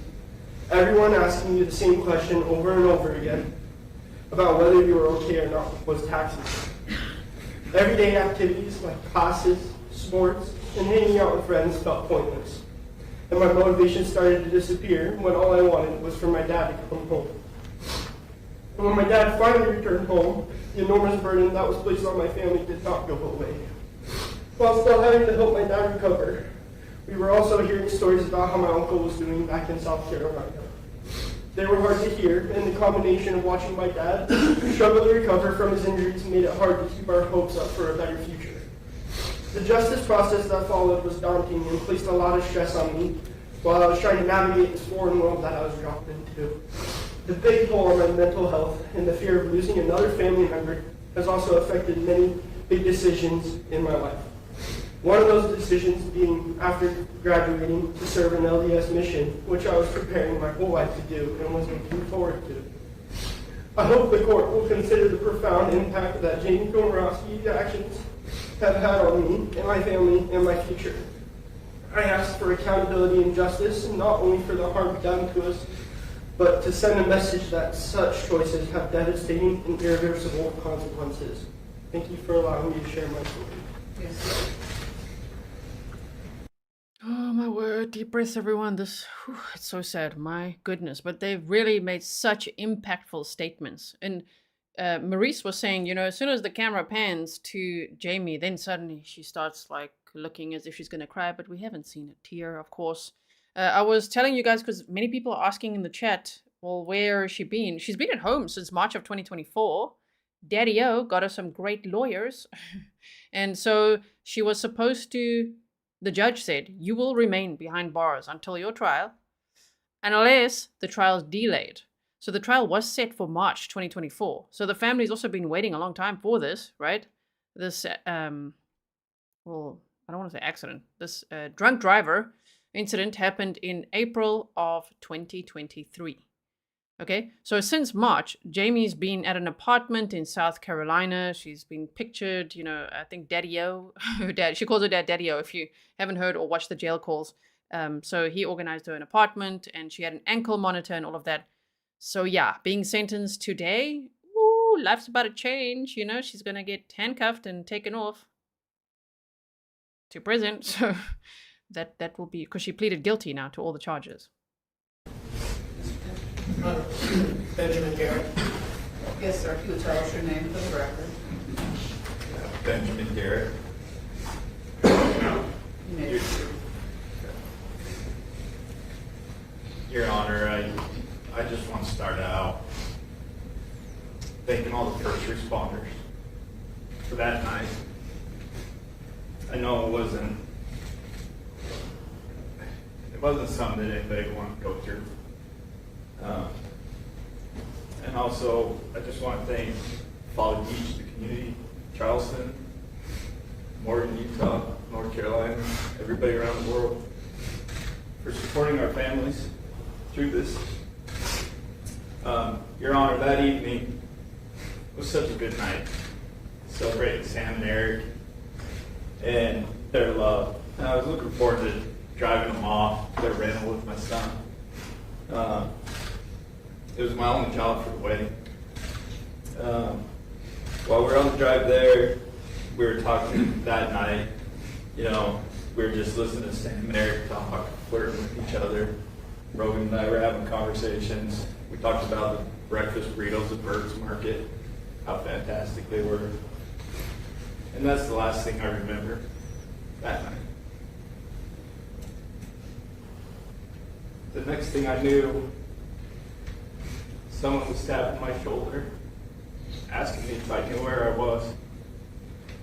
And I remember opening my eyes and seeing all the lights and knowing that I was in the hospital.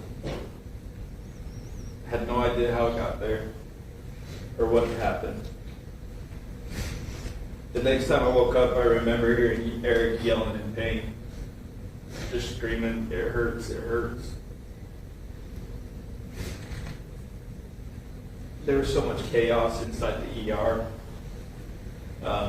In and out of consciousness.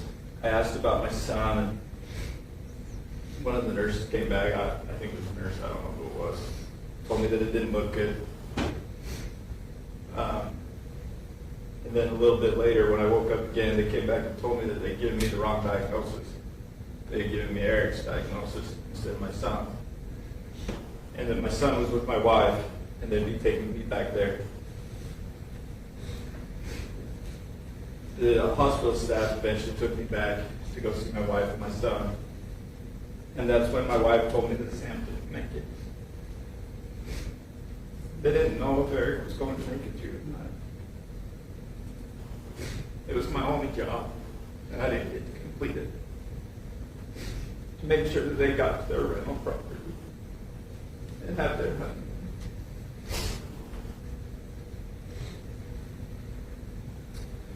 Your Honor, I had road rash all over my body. That night, I had no idea what the extent of my injuries. I didn't want to move. I couldn't move. Had stitches in my forehead, an open hole in my knuckles on my left hand, giant gash on my right wrist, and I couldn't walk, couldn't even stand. I actually, when they released my son, I told them I was going home. And the doctors told me, well, if you can stand, you can go home. It was a struggle to sit up. And I knew that I'd be staying longer. After the first couple of days of my wife getting pretty upset with the condition that I was in, Dr. Hink at NUSC and her team took me in for surgery again. And fixed up the stitches on my forehead. And also gave me a fish skin graft on my right wrist. I then spent the next 9 days recovering from injuries and trying to walk. I separated my right SI joint, cracked my sacrum, and tore the labrum in my right hip. I had to practice sitting in a chair so that I could show the doctors that I could fly home and join my family. When I returned home, I was referred to the University of Utah Burn Clinic and instructed to see a general practitioner and orthopedic surgeon. I had more MRIs and x-rays due to problems in my pelvis, my back, and my neck. That is when they found that I had broken vertebrae in multiple places in my back and my neck.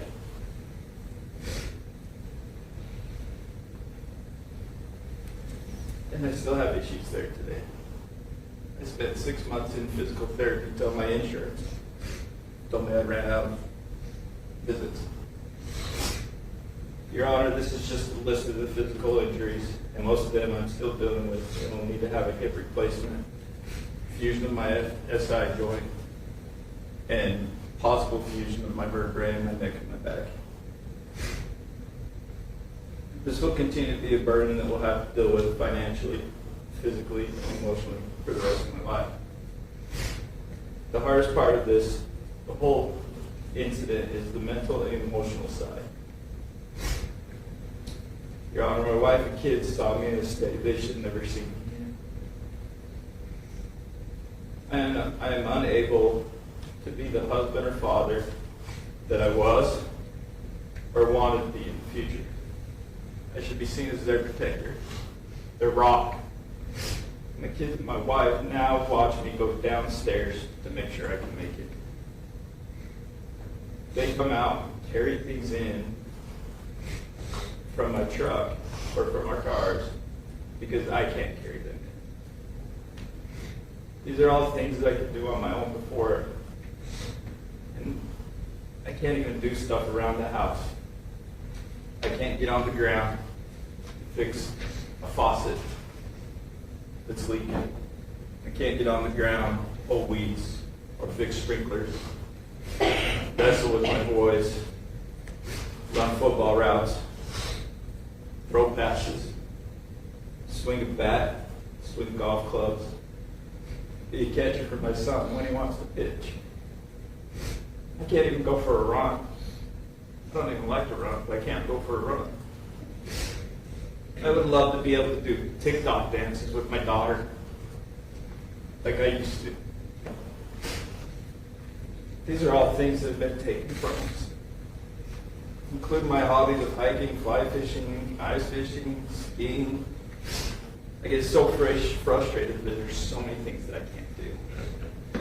And stuff that I do around my house, I now have to hire somebody to do. But before, I could just do it on my own.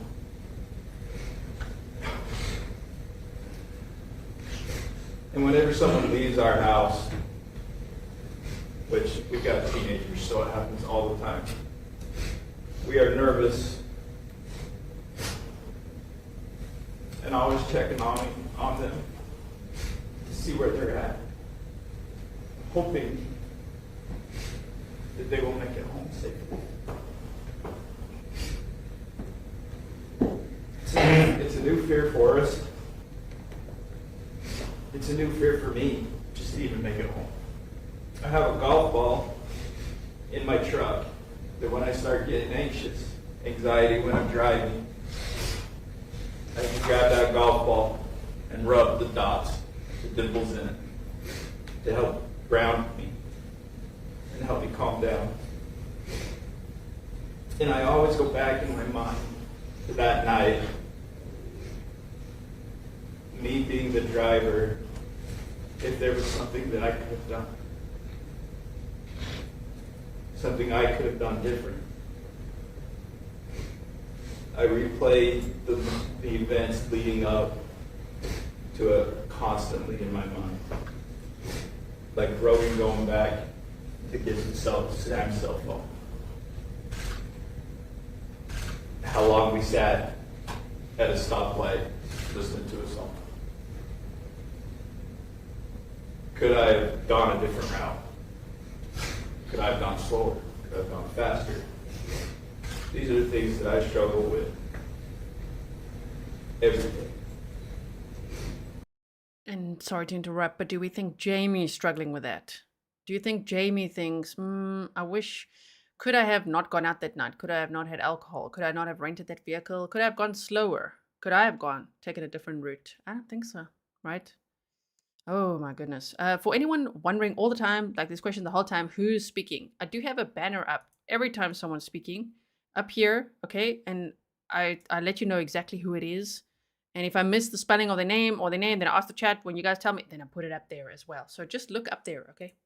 Every day I'm in constant pain and have no way to get the relief that I need. I have to go to work. I have a family to support, and I work in construction and drive a lot, so I can't take painkillers.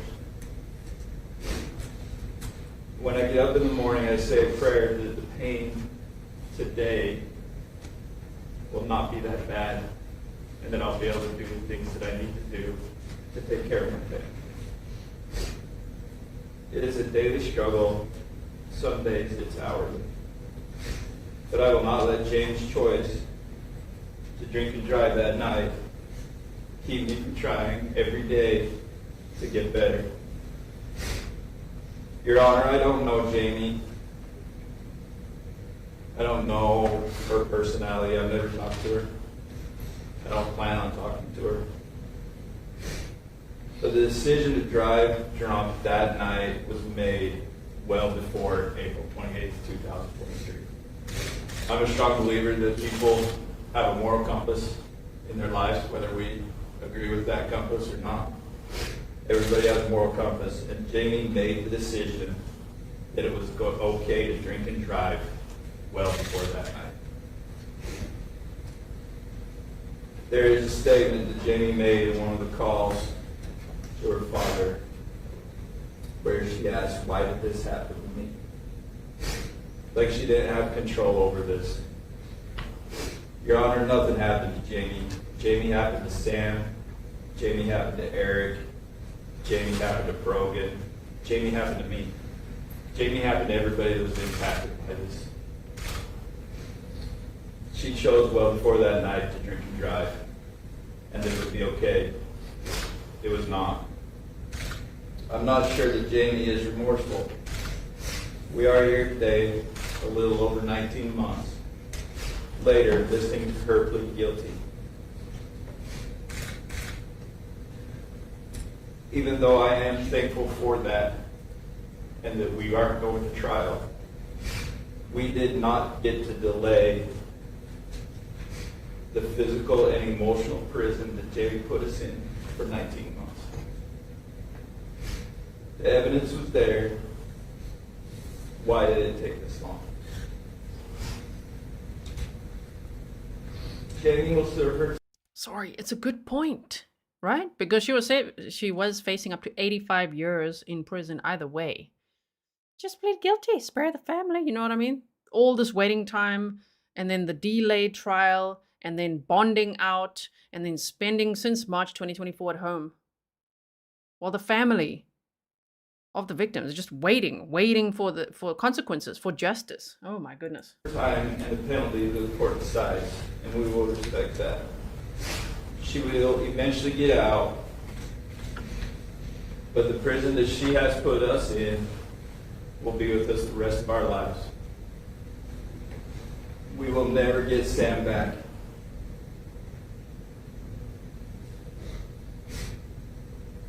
Our lives will never be the same. I think about having grandchildren and not being able to get on the ground and play with them. I know the court will do what it needs to do, and we will accept that. And I thank you for your time, Your Honor. You're welcome. Thank you, Your Honor. Aric Hutchinson. Oh my word. Okay. Grizzlies. Aric Hutchinson is going to speak now. That's Samantha's husband, the groom. So this could get really, really heavy, okay? Send him lots of bear hugs. Oh my gosh. Okay, Aric Hutchinson. Here we go. Yes, Aric, A-R-I-C. And your last name, sir? Hutchinson, H-U-C-C-A. Oh, I'm sorry. You may proceed. Sam was my wife. I was sitting next to her on the golf cart. I've been thinking about what to say ever since that night. What do you say when your world's shattered?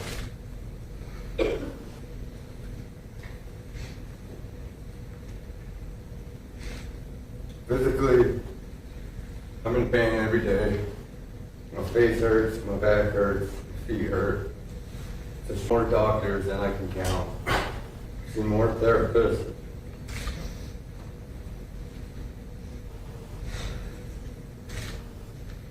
More psychiatrists, done more procedures than I ever cared to do. And I still feel I'm at the same point as when I found out that day. My world will be ever changed what happened that night. I think about that night every single day. In the last moments I had with Sam on the golf cart. She told me she didn't want the night to end. And I kissed her on the forehead. And then the next thing I remember is waking up in the hospital. I see my mom's face, still wearing the wedding dress from the night before. And I knew instantly. And so I asked where's Sam. I knew she wasn't there.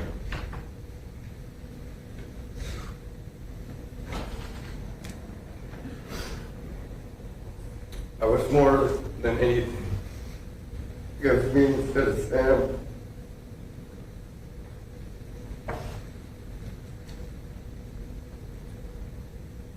I wish I died that night,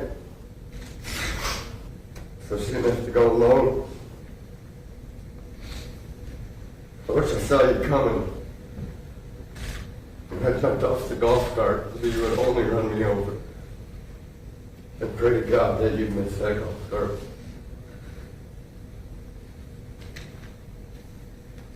We did not get hit. We got ran through at 65 miles per hour. There's no way any four of us, any three of us should be alive. All four of us should have died that night.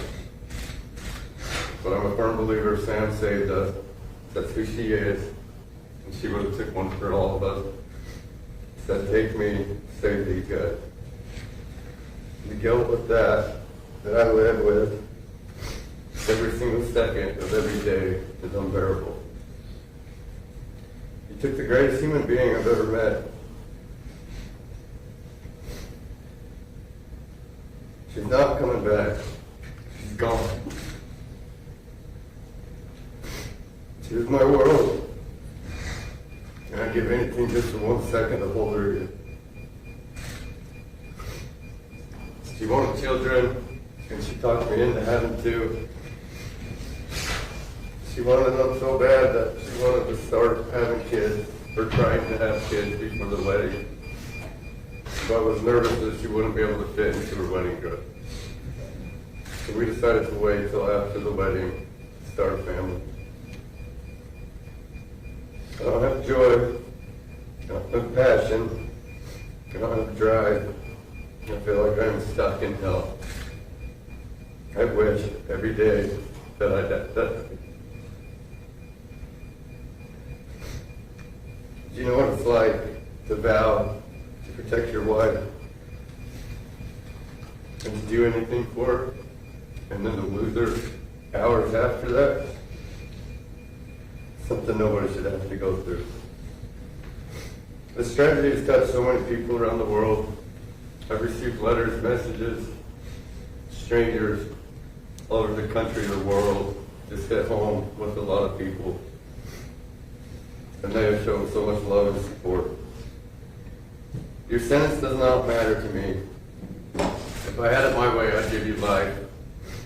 It seems only fair since you took Sam's life. And the holes that you've ripped through our entire family, my family, and all of our friends. But I know that decision is not up to me. Regardless of what decision is made, I still will be in this hell. I still will have to go through everything. My brother-in-law will still have pain, will still have surgery. Sam's family will still miss their daughter and sister.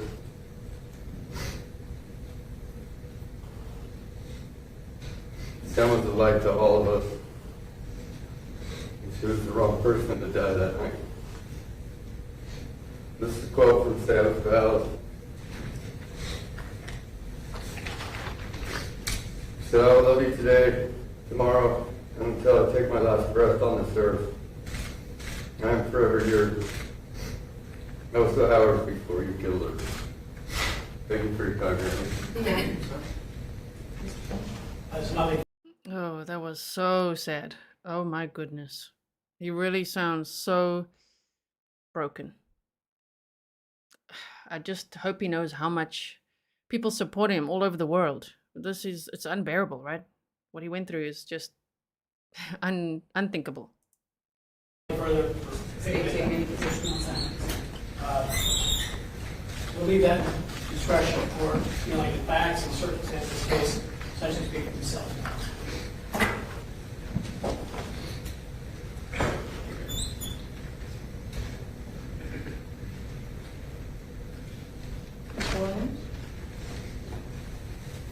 Your Honor, with the court's indulgence, I'd like to address the court in argument on behalf of Ms. Komoroski. Sure. Thank You may proceed.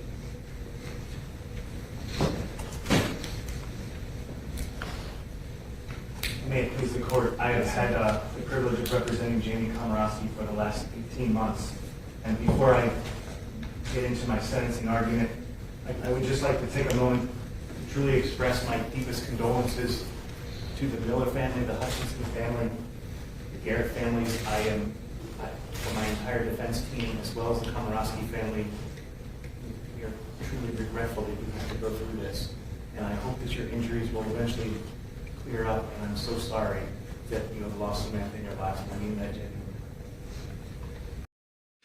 Doesn't feel genuine. Anyone else? Did it feel genuine? I don't feel it. I'm just like, oh no, please stop that, sir. The pleasure of representing her. The pleasure! After all that, you heard all that? Wow. Oh my goodness.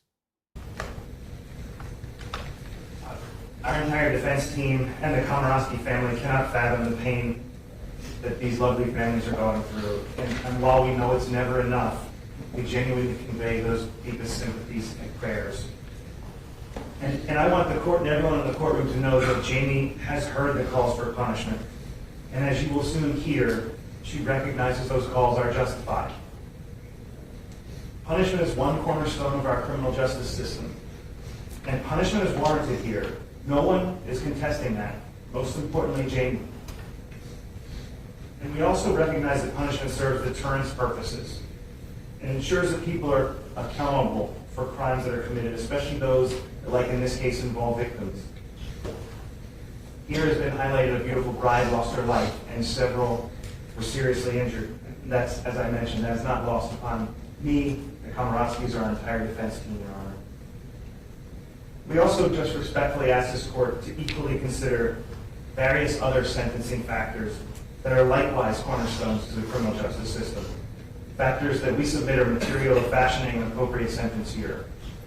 And those factors necessarily include Jamie's history, her character, her rehabilitative potential, which must be equally weighed with the need to protect society, to deter and to punish. It is my hopeful goal to convey to this honorable court that there is more to Jamie than just the person who committed these terrible crimes and who made these terrible decisions on April 28th. Jamie is a 27-year-old girl who stands before this court with no prior criminal offenses. She's never before been charged with a crime, save a couple minor traffic violations, never even been disciplined for a single infraction. Through her entire life, Jamie has maintained a warm and caring outlook on life for all those around her. She's strived to help others even from a young age, entrusted by so many to care for infants and young children in some of the families where she grew up and in the Charleston metro area. This compassion and care is what caused Jamie to volunteer annually in high school to support the Special Olympics, a cause that was near and dear to her heart since she was a young child. As the court heard, Jamie attended college at Coastal Carolina and obtained her Science and Business Administration degree. And she ended her career at college on the dean's list, ultimately moving to Charleston after graduating in hopes that there would be employment that she could sustain. Maintaining full-time employment, like for so many others, proved elusive for this young graduate. But instead, Jamie took a number of part-time jobs, including continuing babysitting services and working in the service industry in and around the Folly Beach area. Now, sadly, since her college graduation, Your Honor, Jamie has struggled with the demons of alcohol abuse. That is obviously clear here today. And this is something that has likewise challenged her extended family. Jamie was abusing alcohol on a near daily basis, and oftentimes well over in excess. And her addiction, I want to make this point very clearly to the court. It is not offered as an excuse to her conduct whatsoever, or to make it appear that she somehow is the victim. We all recognize, most importantly Jamie, that that is not the case. She knows no one forced her to drink or drive a car. She, more than anyone in this courtroom, knows that. And I raise this only to demonstrate that her alcohol addiction, the level and scope of it, played a central role in how we arrived here today. As the court is well aware, this is unfortunately not a unique tale for those who struggle with alcohol abuse.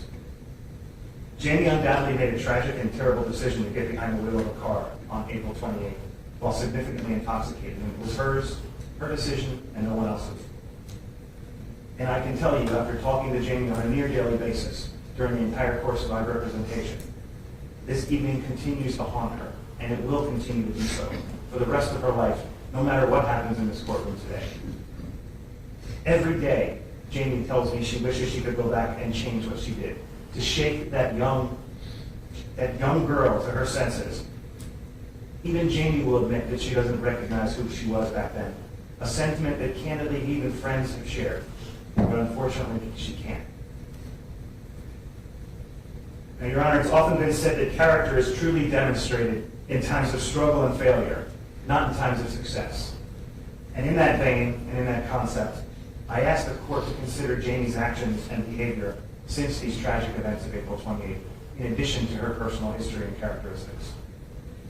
Jamie has not approached this with a woe is me attitude or felt sorry for herself or tried to endorse any victim mentality. Instead, she immediately accepted her addiction and embraced the need for alcohol treatment. And while there were inherent limitations in the substance and depth of that treatment, she did what she could. When you say inherent limitations, what are you referring to? She was not able to be visited by a therapist while she was at Alcannon. And based on the restrictions... How long was she at Alcannon? She was there for a year. The court will indulge me for one moment. From April 28, 2023 until her release on March 1st, 2024. Is there a reason she didn't avail herself of the programs at the jail? The programs are very limited based on the ability to communicate with inmates there. There's a peer program, the 16 weeks that's available. Someone could have asked that if you ordered it. The judge is like, don't BS me. Why should she not continue with that? So she was doing a program while she was in the jail. Then Daddy-O got her out and then she stopped the program. Oh, interesting. Lou says, Jamie's like, look, poor me, judge.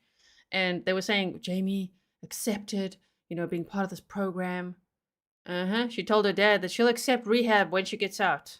She'll do whatever it takes. She just wants her freedom and she can't wait to get married to her boyfriend. What? But she didn't accept responsibility until today, where she pleaded guilty. So she put the family through 19 months of waiting. If she was so accepting, right? She would have pleaded guilty from the start and said, I'm so sorry. She didn't do that. And those jail calls are horrifying if you haven't heard them yet. Well taken advantage of that. No, Your Honor, to be sure, she did. I'm talking about more substantive treatment, which obviously... Here is the substantive program. She did avail herself. She did do the peer program? Yes, ma'am. Excuse me, Your Honor, 1 second. Did she do the peer program, Mr. Williams? It's an acronym, PIER. It's a substance abuse intensive program that's 16 weeks at the jail. It's offered by Charleston Center. It's substantive drug and alcohol treatment. You have to sign up for it. I will come seek you out here. I do not. So she did not. Okay. You may continue. I apologize. That's okay.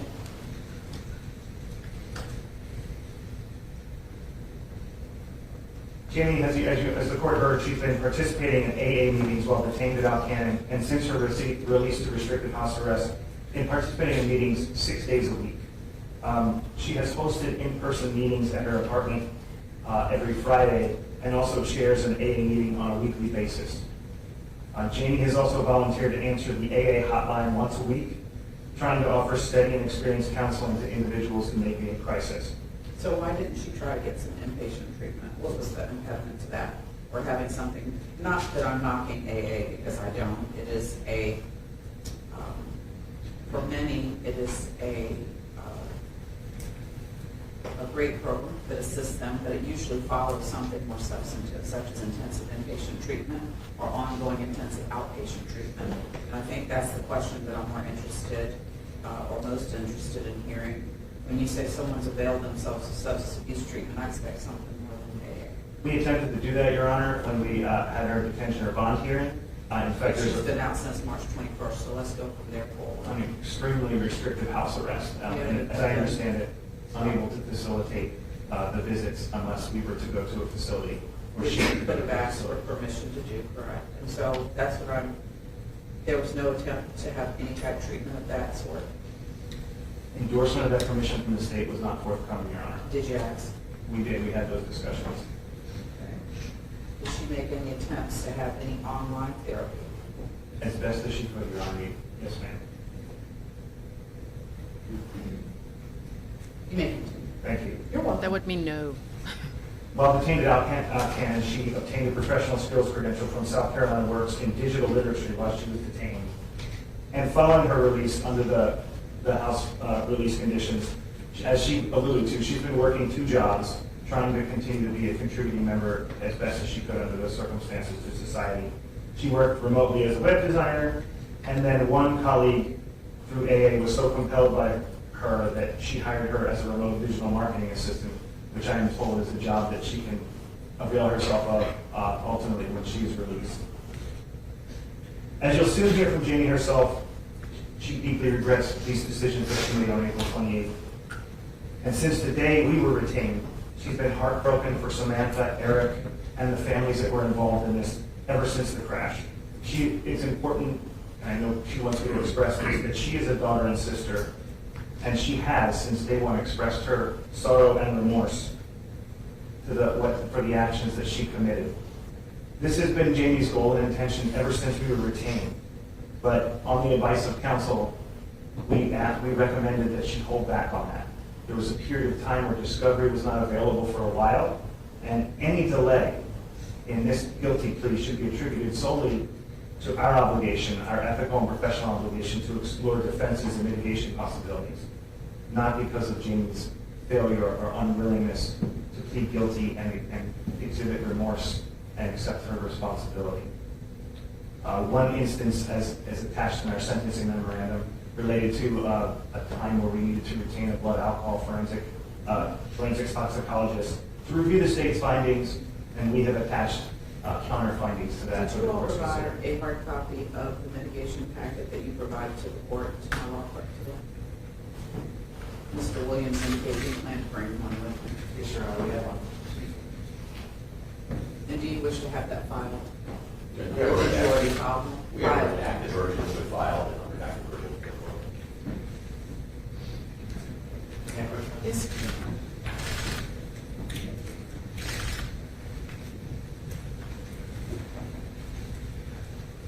You may continue. Thank you, Your Honor. You're welcome. As I referenced, we included findings of our forensics toxicologist was retained on behalf of the defense, but I want to emphasize that regardless of that lower BAC, that Jamie recognizes the gravity of her crimes and has consistently shown unabated remorse for her actions. I offer that only for the court's consideration in the context of mitigation, and we certainly recognize that regardless, it is above the legal limit. Your Honor, taking all this together, we respectfully submit that Jamie has demonstrated and will continue to demonstrate strong rehabilitative potential. And the prospect of her rehabilitation and restoration to a useful place in society, which are key legitimate interests of sentencing, is unquestionable. As you will hear from Jamie herself, she will never be an offender in the criminal justice system again. She continues to work on bettering herself and improving herself following these terrible acts. She helps others by sponsoring, paying her terrible story forward of what happened to these families, and seizing any opportunity to help other alcoholics in an effort to prevent further unnecessary death or injury. So, Your Honor, we ask that you consider these sentencing factors equally with the obvious need for deterrence, protection, and punishment that has been alluded to. We have cited for the court's consideration as it sees fits numerous empirical studies that show that there is limited relationship between sentence length and general or specific deterrence. And it actually demonstrates that longer incarceration could potentially be counterproductive for the types of individuals who have no criminal history like Jamie. But again, I leave that to the court's consideration. As I open with, Jamie recognizes that she is due a punishment for her crimes today. The court, as you heard me say, she's been detained at Alcannon from April 28, 2023 until her release on March 1st, 2024. And since her release, she's been fully compliant with the terms of her monitored house arrest. Pursuant to South Carolina Code Section 241340, we respectfully ask that the court grant Jamie credit for her time served under strictly monitored house arrest, of which she's had no violations. And should the court agree with that request, it would give Jamie a total of approximately 580 days jail credit as of today. When was she released and placed on monitor? March 1st, 2024.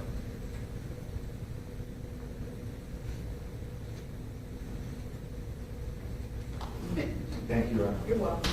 Incorporating this credit, we only ask that the court fashion a sentence that's sufficient but not longer than necessary under these circumstances.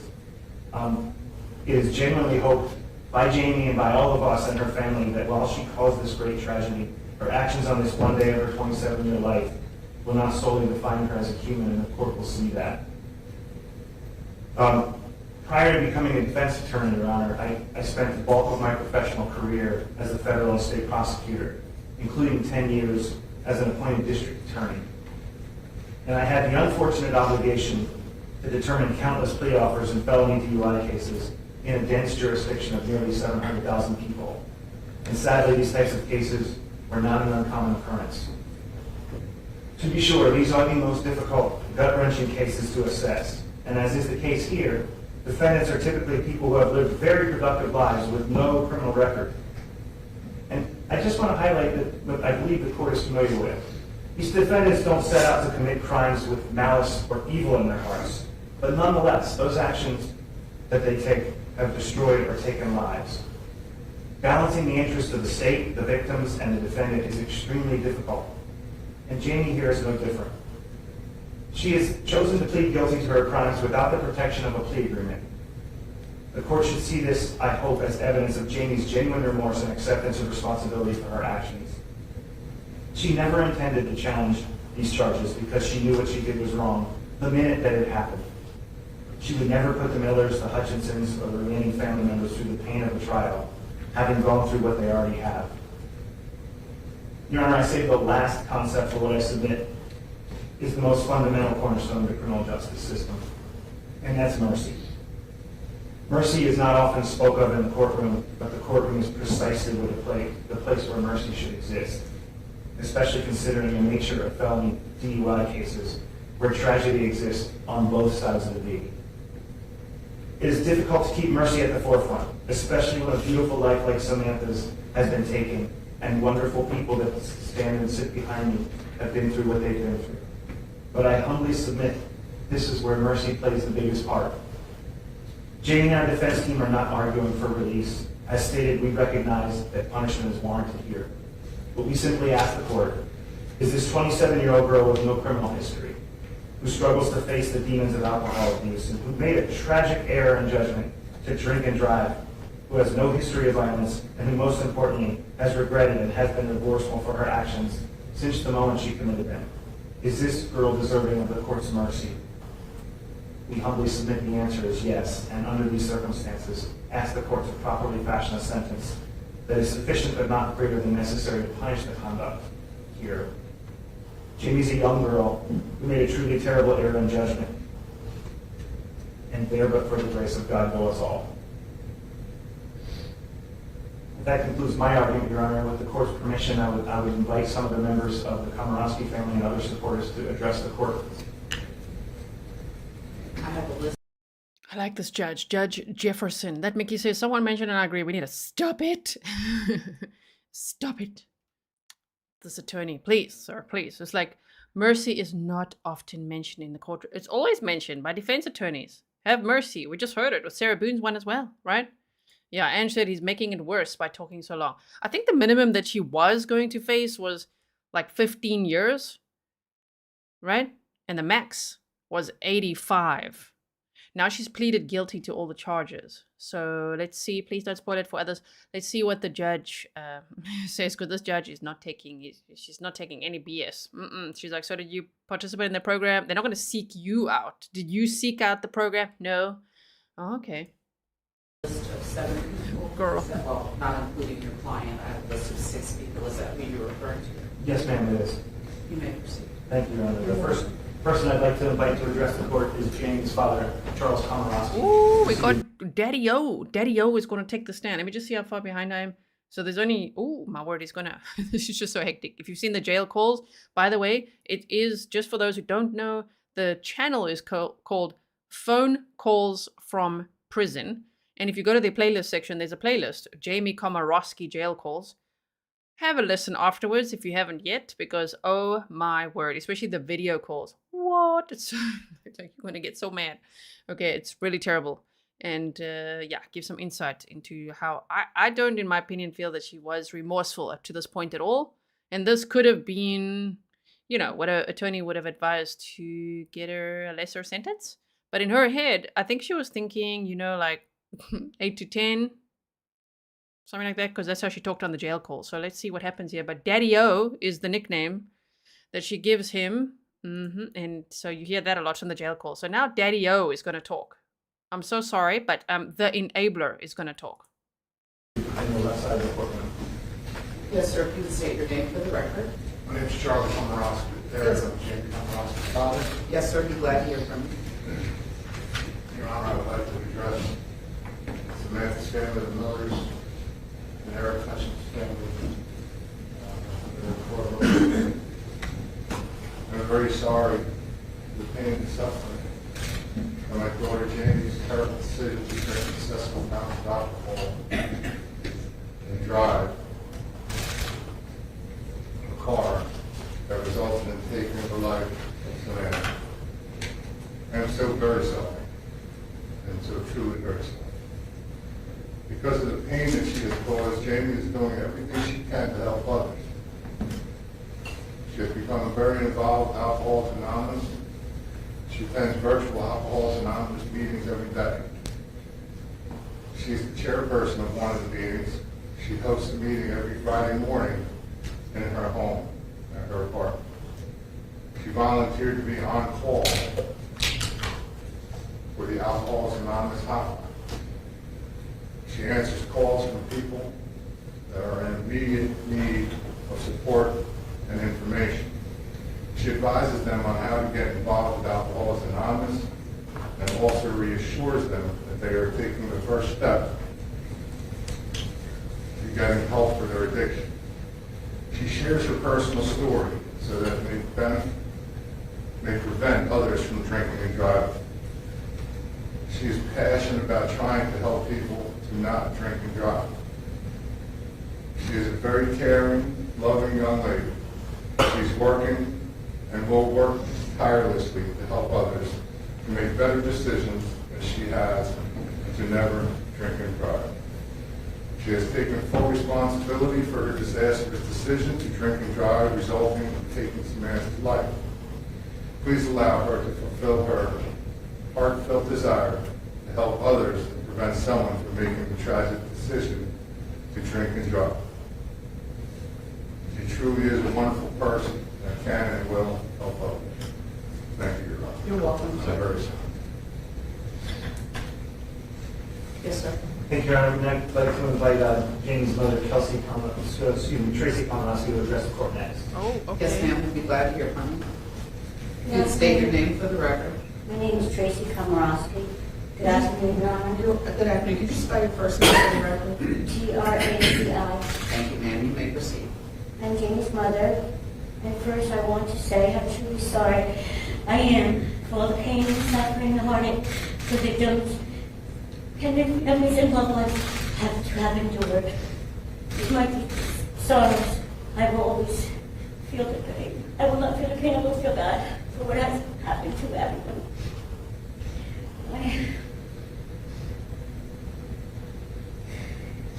Jamie is a compassionate, caring, generous, and a loving person. She's been a loyal friend, sister, and daughter. She greatly cares for others and wants the best and happiness for others. This makes her happy. Jamie was a good student who graduated from North Carolina College and made Dean's List. She chose to stay in South Carolina to live rather than come back home to New Jersey. couple years after college, Jamie started to share with me that she had been suffering from anxiety and depression. We spoke about talking to someone and seeing a doctor, which she did. I often thought her anxiety and depression was due to being homesick and lonely and perhaps just to the daily stress of life. I now believe Jamie was using alcohol to cope with her feelings. I will forever regret not speaking to Jamie about alcoholism because it is in our immediate family. Jamie has been doing everything she can to better herself. As I know these things are being repeated, but this is what I wrote down. She has been involved with AA and its members. She joins meetings online, answers AA hotline calls to help others. Jamie is constantly sharing her story to positively help others from making the same mistakes she has. She has opened her heart to many. I respect your sentence for Jamie, Your Honor, but I do ask for some mercy on my daughter.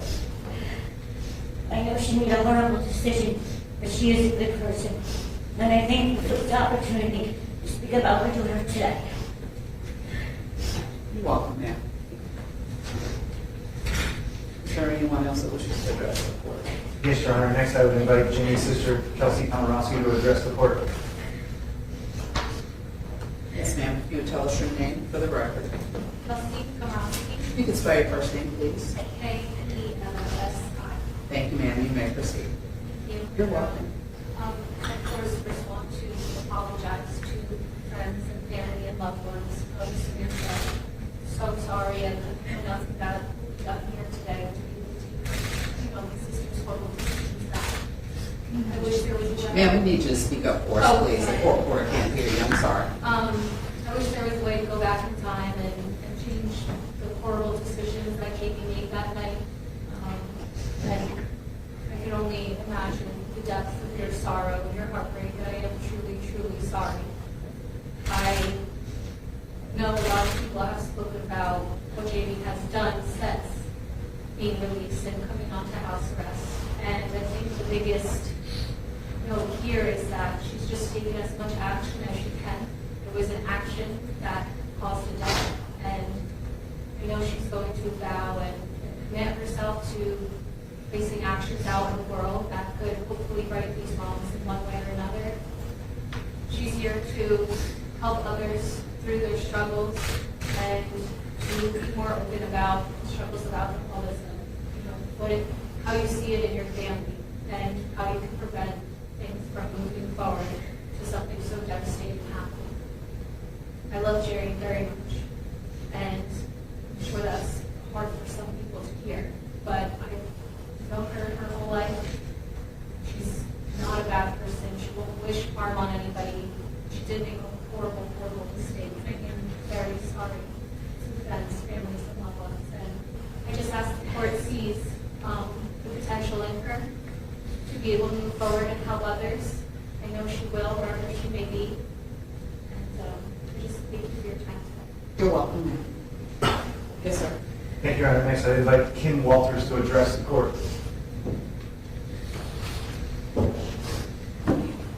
You would state your name for the record. Yes, Kimberly Walters. You may proceed. First of all, I'm deeply sorry for the loss of Samantha, as well as the financial implications, as well as the risk implications of the family.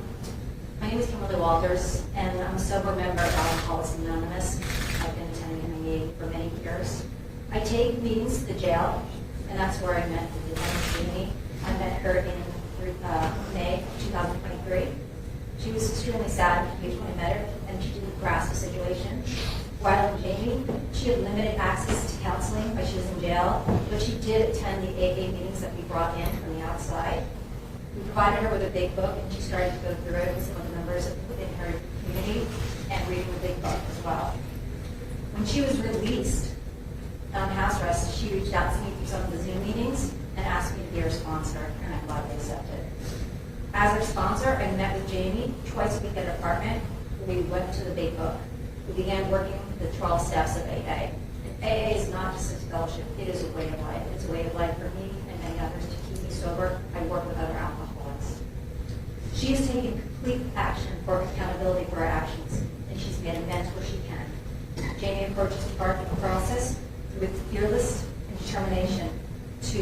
turn her life around and take responsibility for her actions. She made direct amends where she could, and she took on a path of honesty and integrity. Through her involvement of AA, we heard of all the great things she's done, whether it be hosting meetings at her home, reaching to other alcoholics, or sharing her story so this tragic accident will not repeat itself. In addition to her recovery efforts, she's also found a part-time job using her education to better herself and care for herself. This opportunity has allowed her to give back to the community by advancing her career. She's passionate about helping others, as we've heard, and helping other local run businesses and helping other women and alcoholics. As we all know, what has occurred is a tragic accident as a result of the disease of alcoholism. While there's no true way to right this wrong, Jamie is deeply remorseful of her past actions, and I care for her as she was my own daughter. She's thoughtful, kind, and passionate. This tragic experience has unfortunately awakened her and had her claim that she's now an alcoholic, and she's now embraced the principles of AA. In my many years of Alcoholics Anonymous, I have worked with many sponsees. That's part of this program. We can't get sober alone. We do it with others. We continue to carry the message to help other alcoholics. Jamie stands out to me as a very impactful person, not only because of her circumstances, because of her unwavering faith. Her unwavering faith in a brighter future and an embracing of the AA program. Jamie is ready to make amends for the life she took and for all those that were affected. She's accepted whatever the judicial system imposes on her and intends to face this with dignity and sobriety. I'm incredibly proud of her, and although she's remorseful for her choices, she is an alcoholic and she was sick. She did not make this decision consciously or sanely. She was drunk. She made the choice to drink, but unfortunately in alcoholism, this is a deadly disease and we make very poor choices. While nothing can be done to bring back Samantha, Jamie's a young woman with a full head of life ahead of her. She's already on the way to changing her life around, and adding many, many years of sentence might be reckless as well. I have 2 teenage daughters, and while I would be devastated if something happened to them, I would hate for another life to be taken away or lengthy sentence. I strongly believe that our AA community and the broader society would be better off if they're actively contributing as a member, and I pray for mercy and leniency. I thank you for considering my words. You're welcome. Now, is Jamie going to speak for herself or what? And to be like, yep, she's accepted responsibility and everything. From today? She only just pleaded guilty today?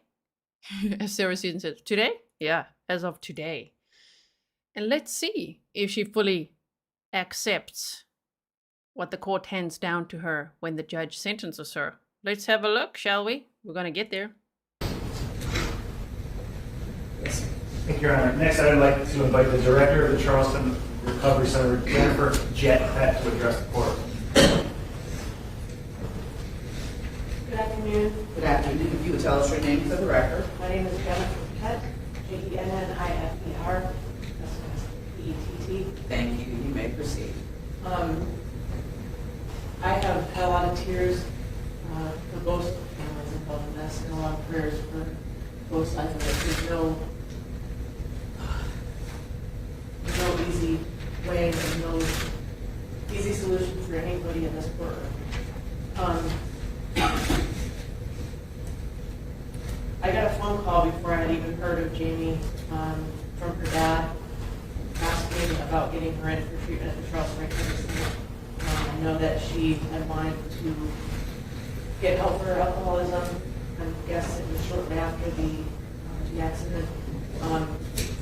I don't watch the news. I didn't know anything about that. I didn't know her and her dad. I knew that her dad was reaching out for help. I later found out who he was calling about was Jamie. And I was invited to the bond hearing where the family and her attorneys had hoped to get her involved in the Charleston Recovery Center for a residential long-term inpatient recovery center, and they wanted to have Jamie come there. It didn't work out with the decision of the court, but shortly after Jamie was released on her bond, she reached out to me, and I know that she reached out to several other women at AA and tried to get some sort of recovery going from where she was standing. She wasn't sure how that worked. It sounds like she had found a wonderful sponsor. She checked in with me several times since she's been on house arrest. She's been making good progress with her sponsor. Alcoholics, I'm a recovered alcoholic myself. My sober date is April 21 of 2019. And I've been on the side of the law where, the courts, where I was facing time. And I know that from that side of it, God can use us forever, whether it's this courtroom, whether it's jail, whether it's home. In Jamie's case, she has thoroughly embraced the steps. You're right, Your Honor, you can't go to AA and expect to stay sober. You have to thoroughly walk this path. You have to thoroughly invest yourself in this program and work these steps. Jamie has worked all the steps, and a huge part of this program is continuing to pass on this message to other alcoholics. And her story is powerful. Working in the recovery community, I've seen a lot of tragedy. It's a heartbreaking field to be in, but it's also very rewarding because I've had the benefit of seeing people like Jamie turn their lives around and carry this message to help countless other people that came in behind them. I went to an AA meeting once and they asked somebody who was sober several years, several decades, to stand up.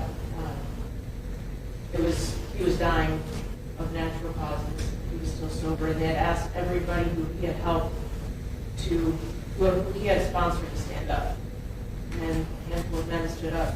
And then they told those men to keep standing, and the people that were sponsored by those men to stand up. And more people stood up. And then those people who had they sponsored to stand up. And eventually, out of about 150 people in the room, everybody was standing except for a couple of people who hadn't had a chance to embrace this as Alcoholics Anonymous. And the ripple effect of what Jamie's story is, and how it can heal people and help others, she may deserve a punishment.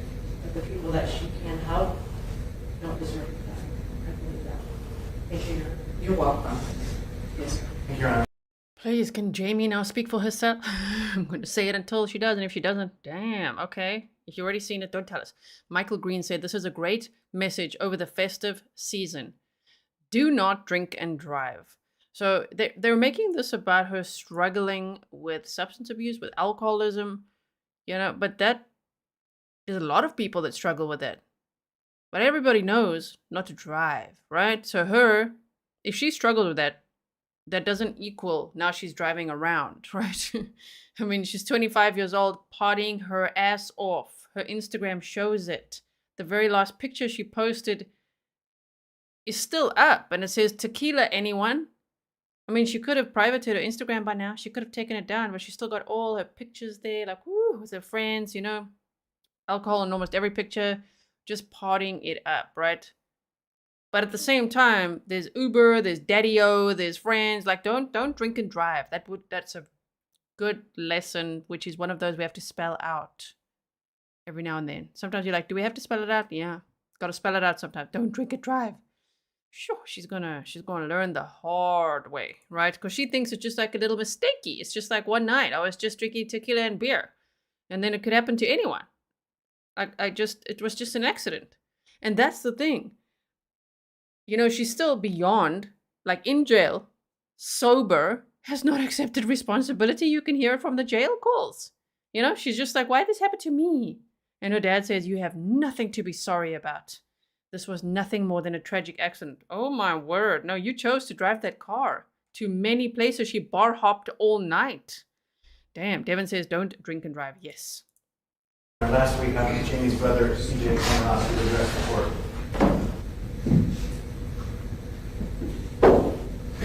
Sir, if you could tell us your name for the record. My name is CJ Komoroski. You may proceed. Good afternoon, Your Honor. Good afternoon. To Mr. and Miss Miller and Aric, I'm so sorry for what you lost and what you will not get back.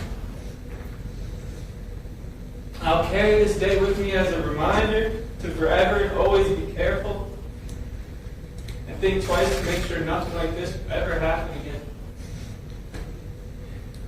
I wholeheartedly believe in my sister Jamie that she truly does feel the same way. I trust her. I'm confident in her beliefs and her abilities to make something right out of all of this. That is all. Thank you all for your time. Thank you. Less is more. Yeah. Yes, sir. Thank you, Your Honor. With the court's permission, I would like to invite Jamie up to address the court. Oh my word, finally. Okay, okay. Jamie, what do you have to say for yourself?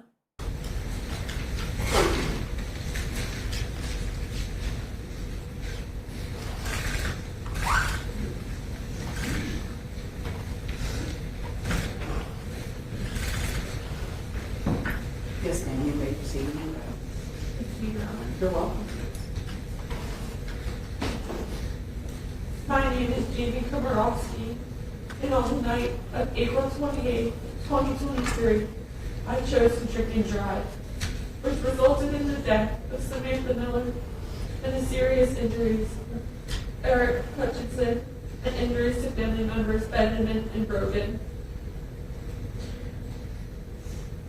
This is the worst decision I have ever made in my life, and it has affected the lives of so many. First and foremost, I want to address all the victims of the accident I caused and say how truly and deeply sorry I am.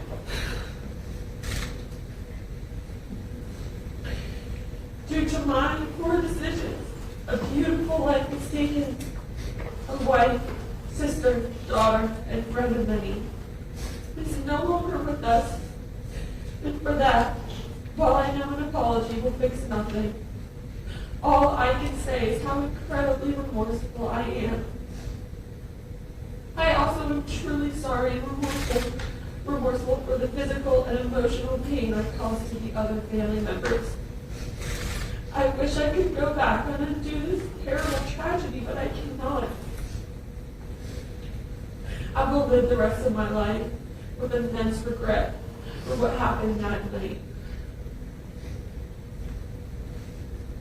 I also want to express my deep remorse and sincere apologies to all who were involved in this tragedy, including the first responders, police, friends, and families of the victims, and anyone who was hurt in any way due to my poor decisions that night.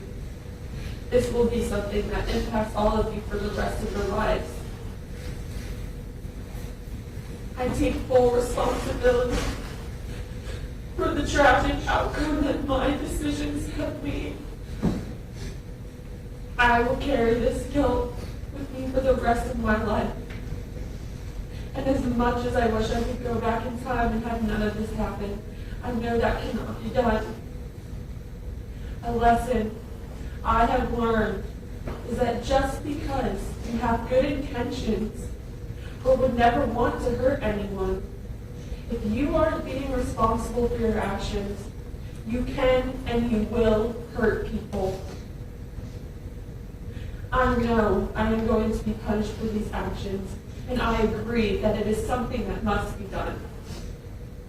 I would like to make it clear that whatever my punishment is, I will use the time to better myself, spread awareness about the dangers of drinking and driving, continue to help others with addictions through AA, and work every day to improve myself to give maximum service to the community and my fellows.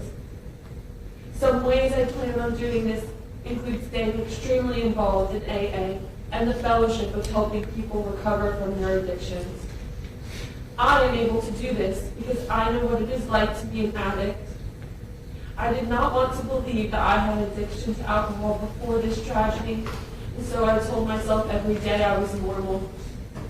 The fact was, though, that I was helplessly addicted to alcohol, and that I was living every day with no meaning. This led to me not caring about how my actions would affect others. I never want to live my life that way again. And I hope to help people to never have to feel that way as well. After completing my sentence, however long Your Honor decides, I plan on going back to school to get a master's degree in animal-assisted therapy. This degree will allow me to follow out my dreams of being able to help people recover from PTSD, anxiety, depression, addiction, and more with the use of rescue animals. Lastly, I want to share my story with as many people possible in order to try and prevent tragedies like this from happening to other families. I want to emphasize the importance of warnings of drinking and driving to college students as well as young adults who haven't heard the message since high school.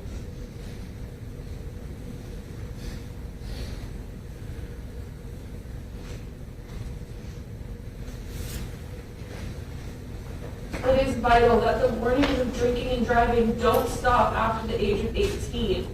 I feel we all need to be reminded, no matter what our age is, so that the reality that this can happen, if not careful, stays fresh in people's minds.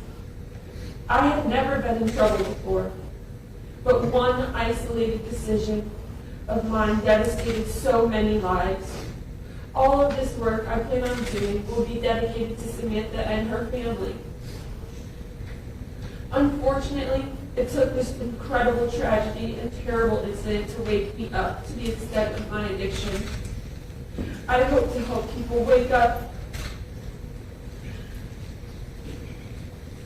and rehabilitate before it's too late. Because every single decision we make has consequences. And knowing you have taken a beautiful life from this world is something I will live with every moment of every day going forward. A life that should have lived on to fulfill all of her dreams and ambitions, who would have helped so many people in life, all because of my own inconsiderate and thoughtless actions. I want the last thing that I say to be that from the very bottom of my heart, with every fiber in my being, how sorry I am, and that I take full responsibility for my actions. Hopefully one day you will be able to forgive me, but I know forgiveness must be earned. Regardless of whether that day ever comes, please know that I will always be devastated, deeply ashamed, and terribly sorry for what I have done. I pray God stands by the side of my victims and their family and loved ones for the rest of their lives. Thank you.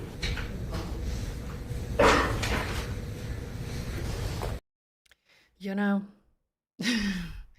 in my opinion, okay, that was quite the performance for herself, right? That's like, okay, she was prepared. When I was speaking to Peter Tragos, the lawyer you know, a while ago about all sorts of other cases, Leilani Simon, Delphi, all of that, I was saying, do defense attorneys sometimes coach their clients, you know, of how to behave in the courtroom? He's like, no, not coach, prepare. I'm like, oh, prepare. Okay, she's been prepared. Yes, and he's also, you know, rubbing her backy. Oh, no, I don't feel it was sincere apologies, in my opinion. If you believed it, that's okay. I'm just like, oh no, stop it. And to say, my victims, ooh, families don't want to hear that either. They want nothing to do with you. The victims do not belong to you. Right? Okay, let's keep going. Damn. That was painful to watch. You're welcome. You're welcome. Anything from the state? I was going to hear from the state regarding the defense request for credit for home detention pursuant to 241340 for her house arrest.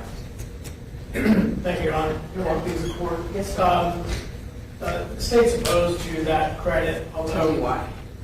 Well, Your Honor, the state's position is that pretrial detention, incarcerations, manifestly different than being at home, being able to spend... What does the statute say, though, and what does the legislature say about the statute? Why did they amend the statute? The statute leaves it in the court's discretion, an understanding that it's the court's decision to make.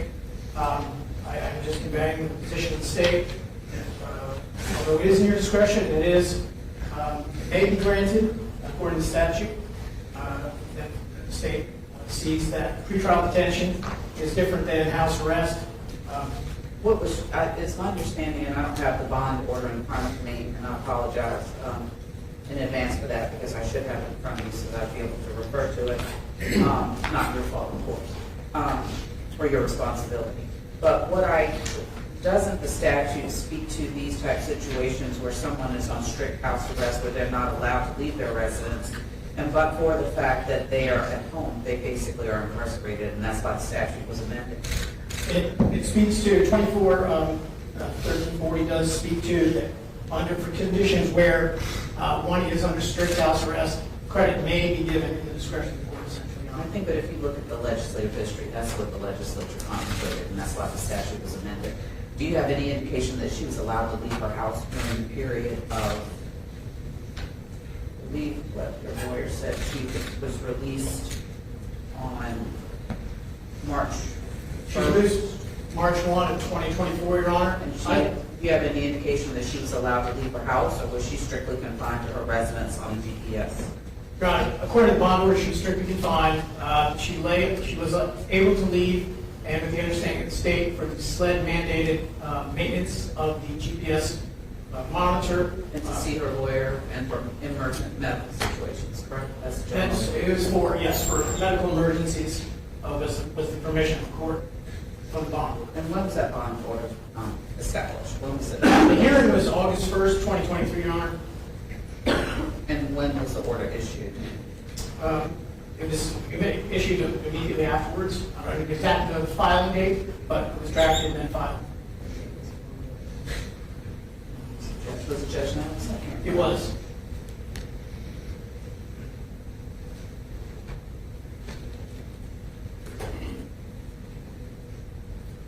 So the order was issued August 1st of 2023, but she did not bond out until 3/1 of 2024, is that correct? That's correct, Your Honor. That was a condition of the bond. Well, what exactly were the conditions of the bond? Was it simply a house arrest, or was there more to it? Was there a surety put in place to give us? There was. It was $150,000 surety. It was strict house arrest, but for medical emergencies, the defendant was to wear a scram monitor and be monitored by GPS bracelet, right?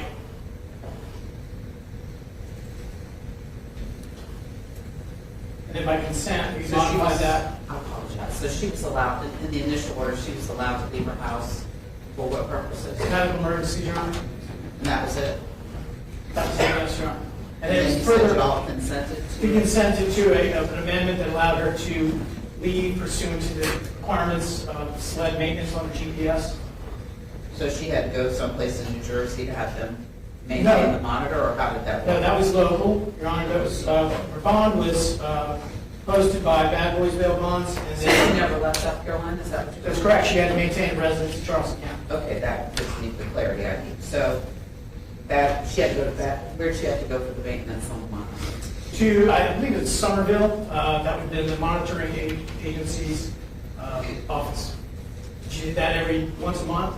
And prior to that, it was every 90 days to check the battery on the scram monitor.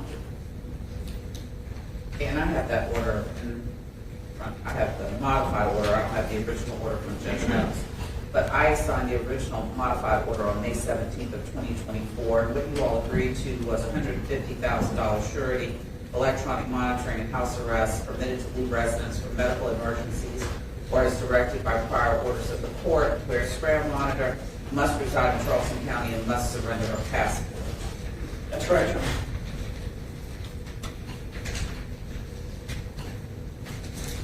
Bear with me. Thank you, I appreciate it.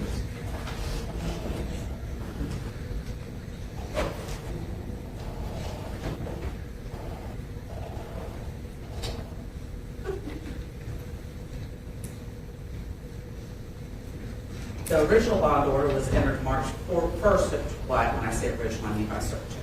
March 1st of 2024, and that was by Judge Nettles, and what he indicated was,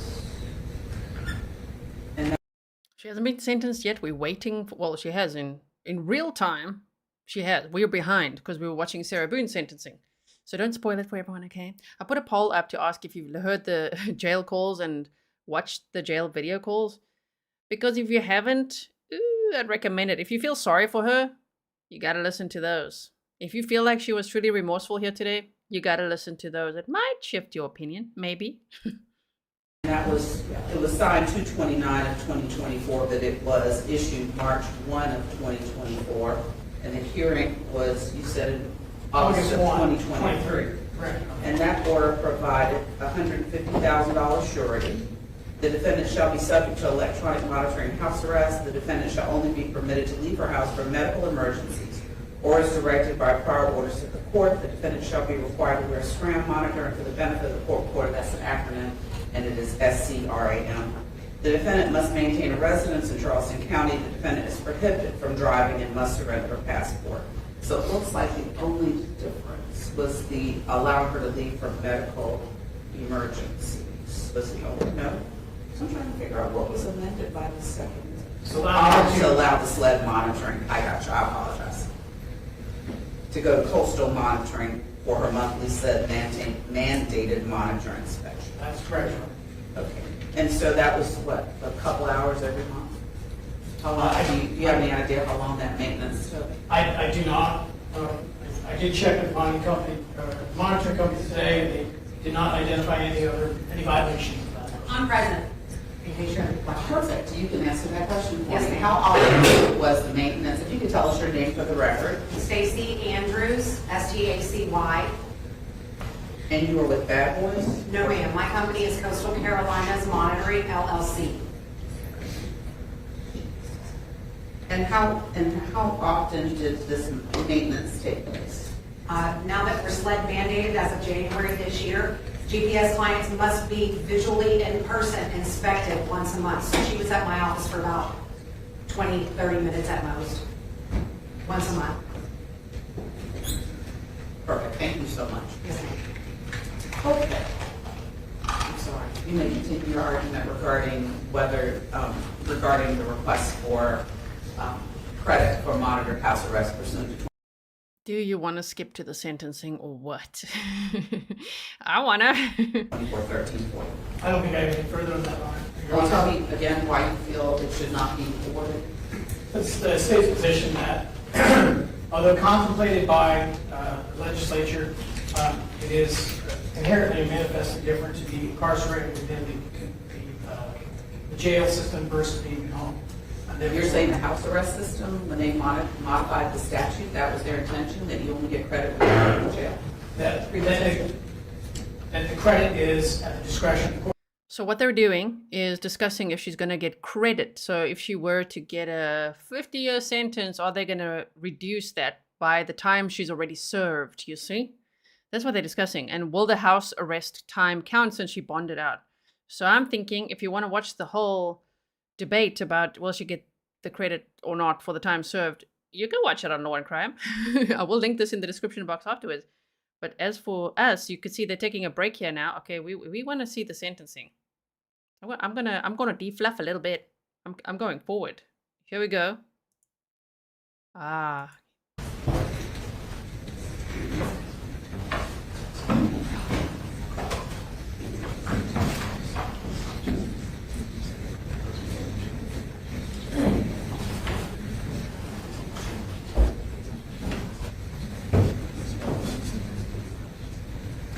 It's sentencing time. Here we go.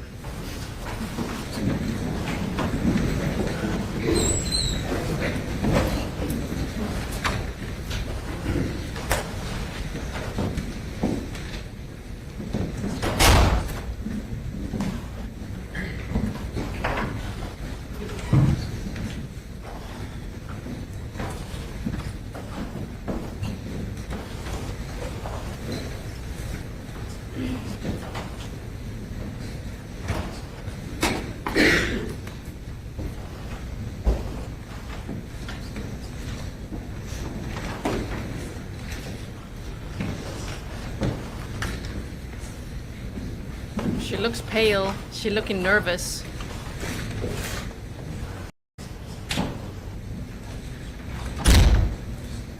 Be seated. The defendant stand for sentence. I've listened very intently to everything that has been presented to the court, and I have taken into consideration the mitigation that has been presented. And based on what has been presented to the court, I find the following appropriate in the nature of sentencing. On the offense of reckless driving, reckless homicide, which is 2023 GS 103895. You're sentenced to the State Department of Corrections for a period of 10 years and $5,000 provided upon the service of 10 years.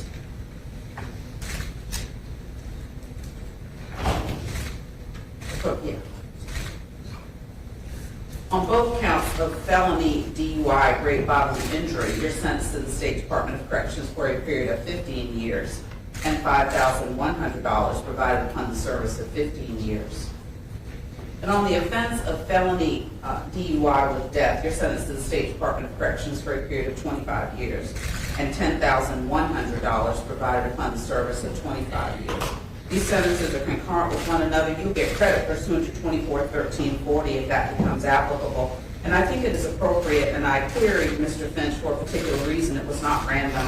Our state legislature, in their infinite wisdom, amended 241340 to allow for time spent on monitored house arrest. And it was contemplated that a person get credit when they are basically in jail at home.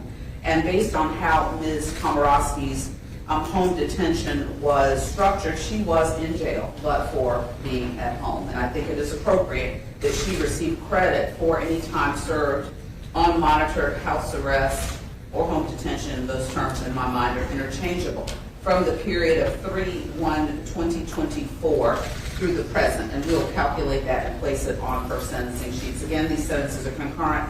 I've ordered the ATU if it is available to her, and she will get credit for any time served pursuant to 241340. Thank you all for your time and your attention today. Have a good afternoon.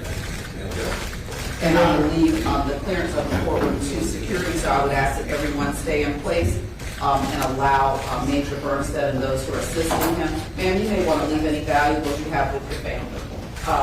Leave that to them, so I would ask that everyone stay seated until the security does what they need to do in terms of clearing the courtroom. And if Mr. Curry at this point... Damn, that judge said it so quick. Okay, so Judge Deirdre Jefferson sentenced Komoroski to 25 years for reckless homicide, 15 years for the 2 counts of DUI involving great bodily injury, and 10 years for the felony DUI charge.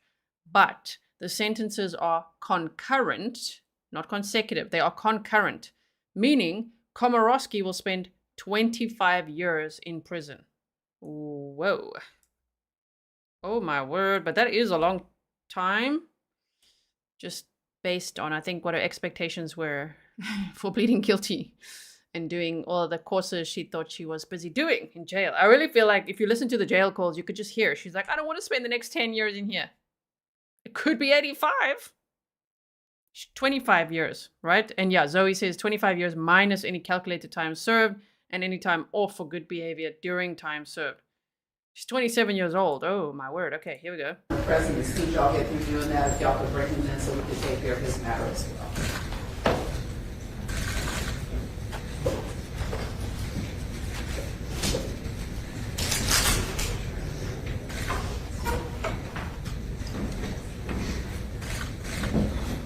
She was shocked. Now, obviously, in her shoes, one would be, but remember when she's like, I will take full responsibility for this, and whatever you sent or whatever you decide, you know, she's just going to take responsibility for, well, doesn't look like that now. It's just like, wait, what? 25. Yeah, 25.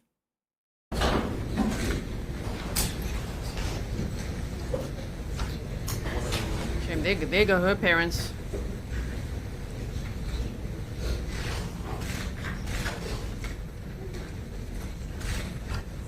Oh, shame. Here's Aric.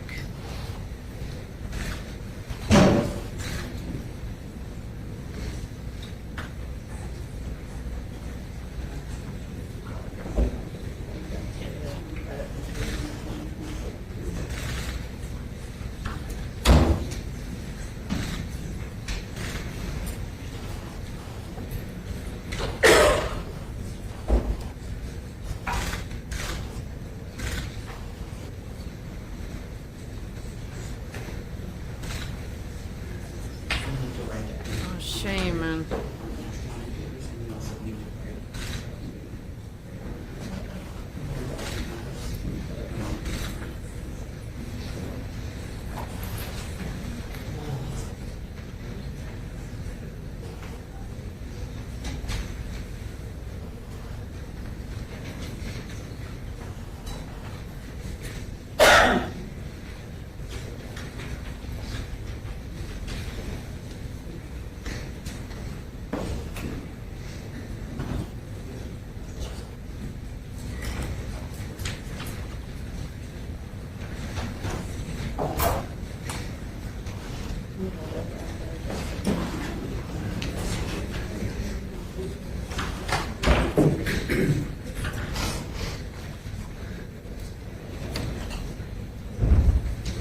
Shame, this poor husband.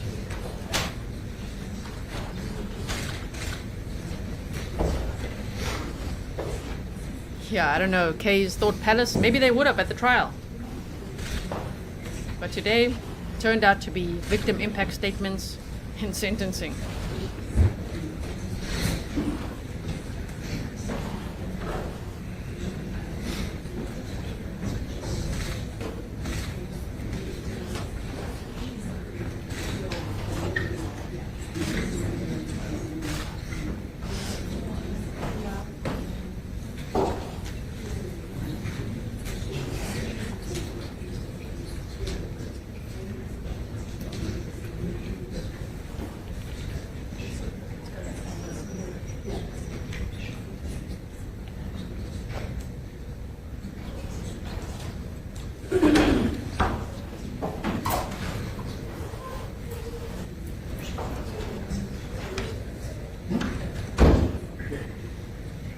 So we're just finishing the court day here. We already have watched all the victim impact statements. Her husband, the victim's husband here, I mean, he's also a victim. Aric Hutchinson also gave victim impact statements. I'll timestamp it all for you afterwards if you do want to check it out.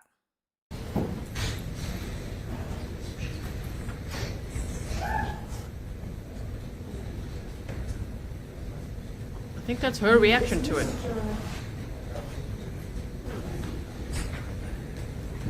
Do you know where Mr. Cooper and I don't think who's on the other side of that case? Can you help me out? Mr. Frazier? Yeah, are they? I don't know if they're here. I can send a message. Could you find out for me? That would be very helpful. Yes, Your Honor. I appreciate it.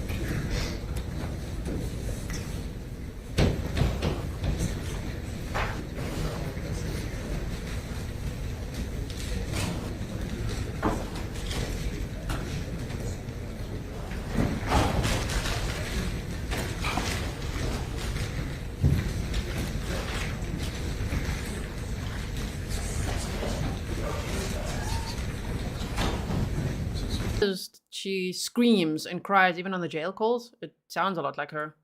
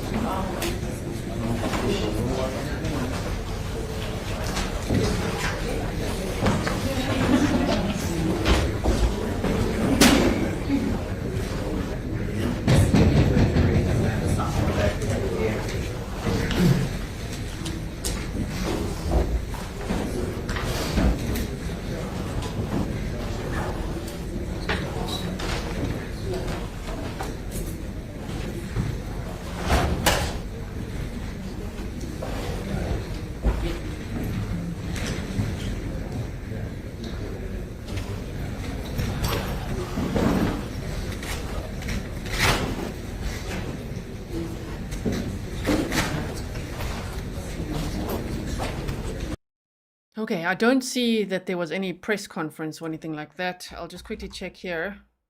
There's a case that we've been following as well, the Mumpta Kafle Bot case. Remember that one?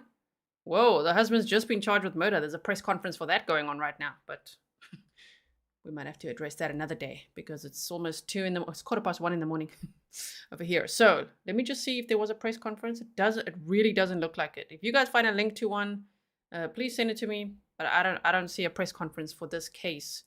I didn't see one for Sarah Boone either. Maybe there was one. Who knows? Hope you guys find it. Please email it to me. grizzlytruecrime@gmail.com if you find it. Yeah, Denny Dawn, she got, so it's 25 after all the charges we heard.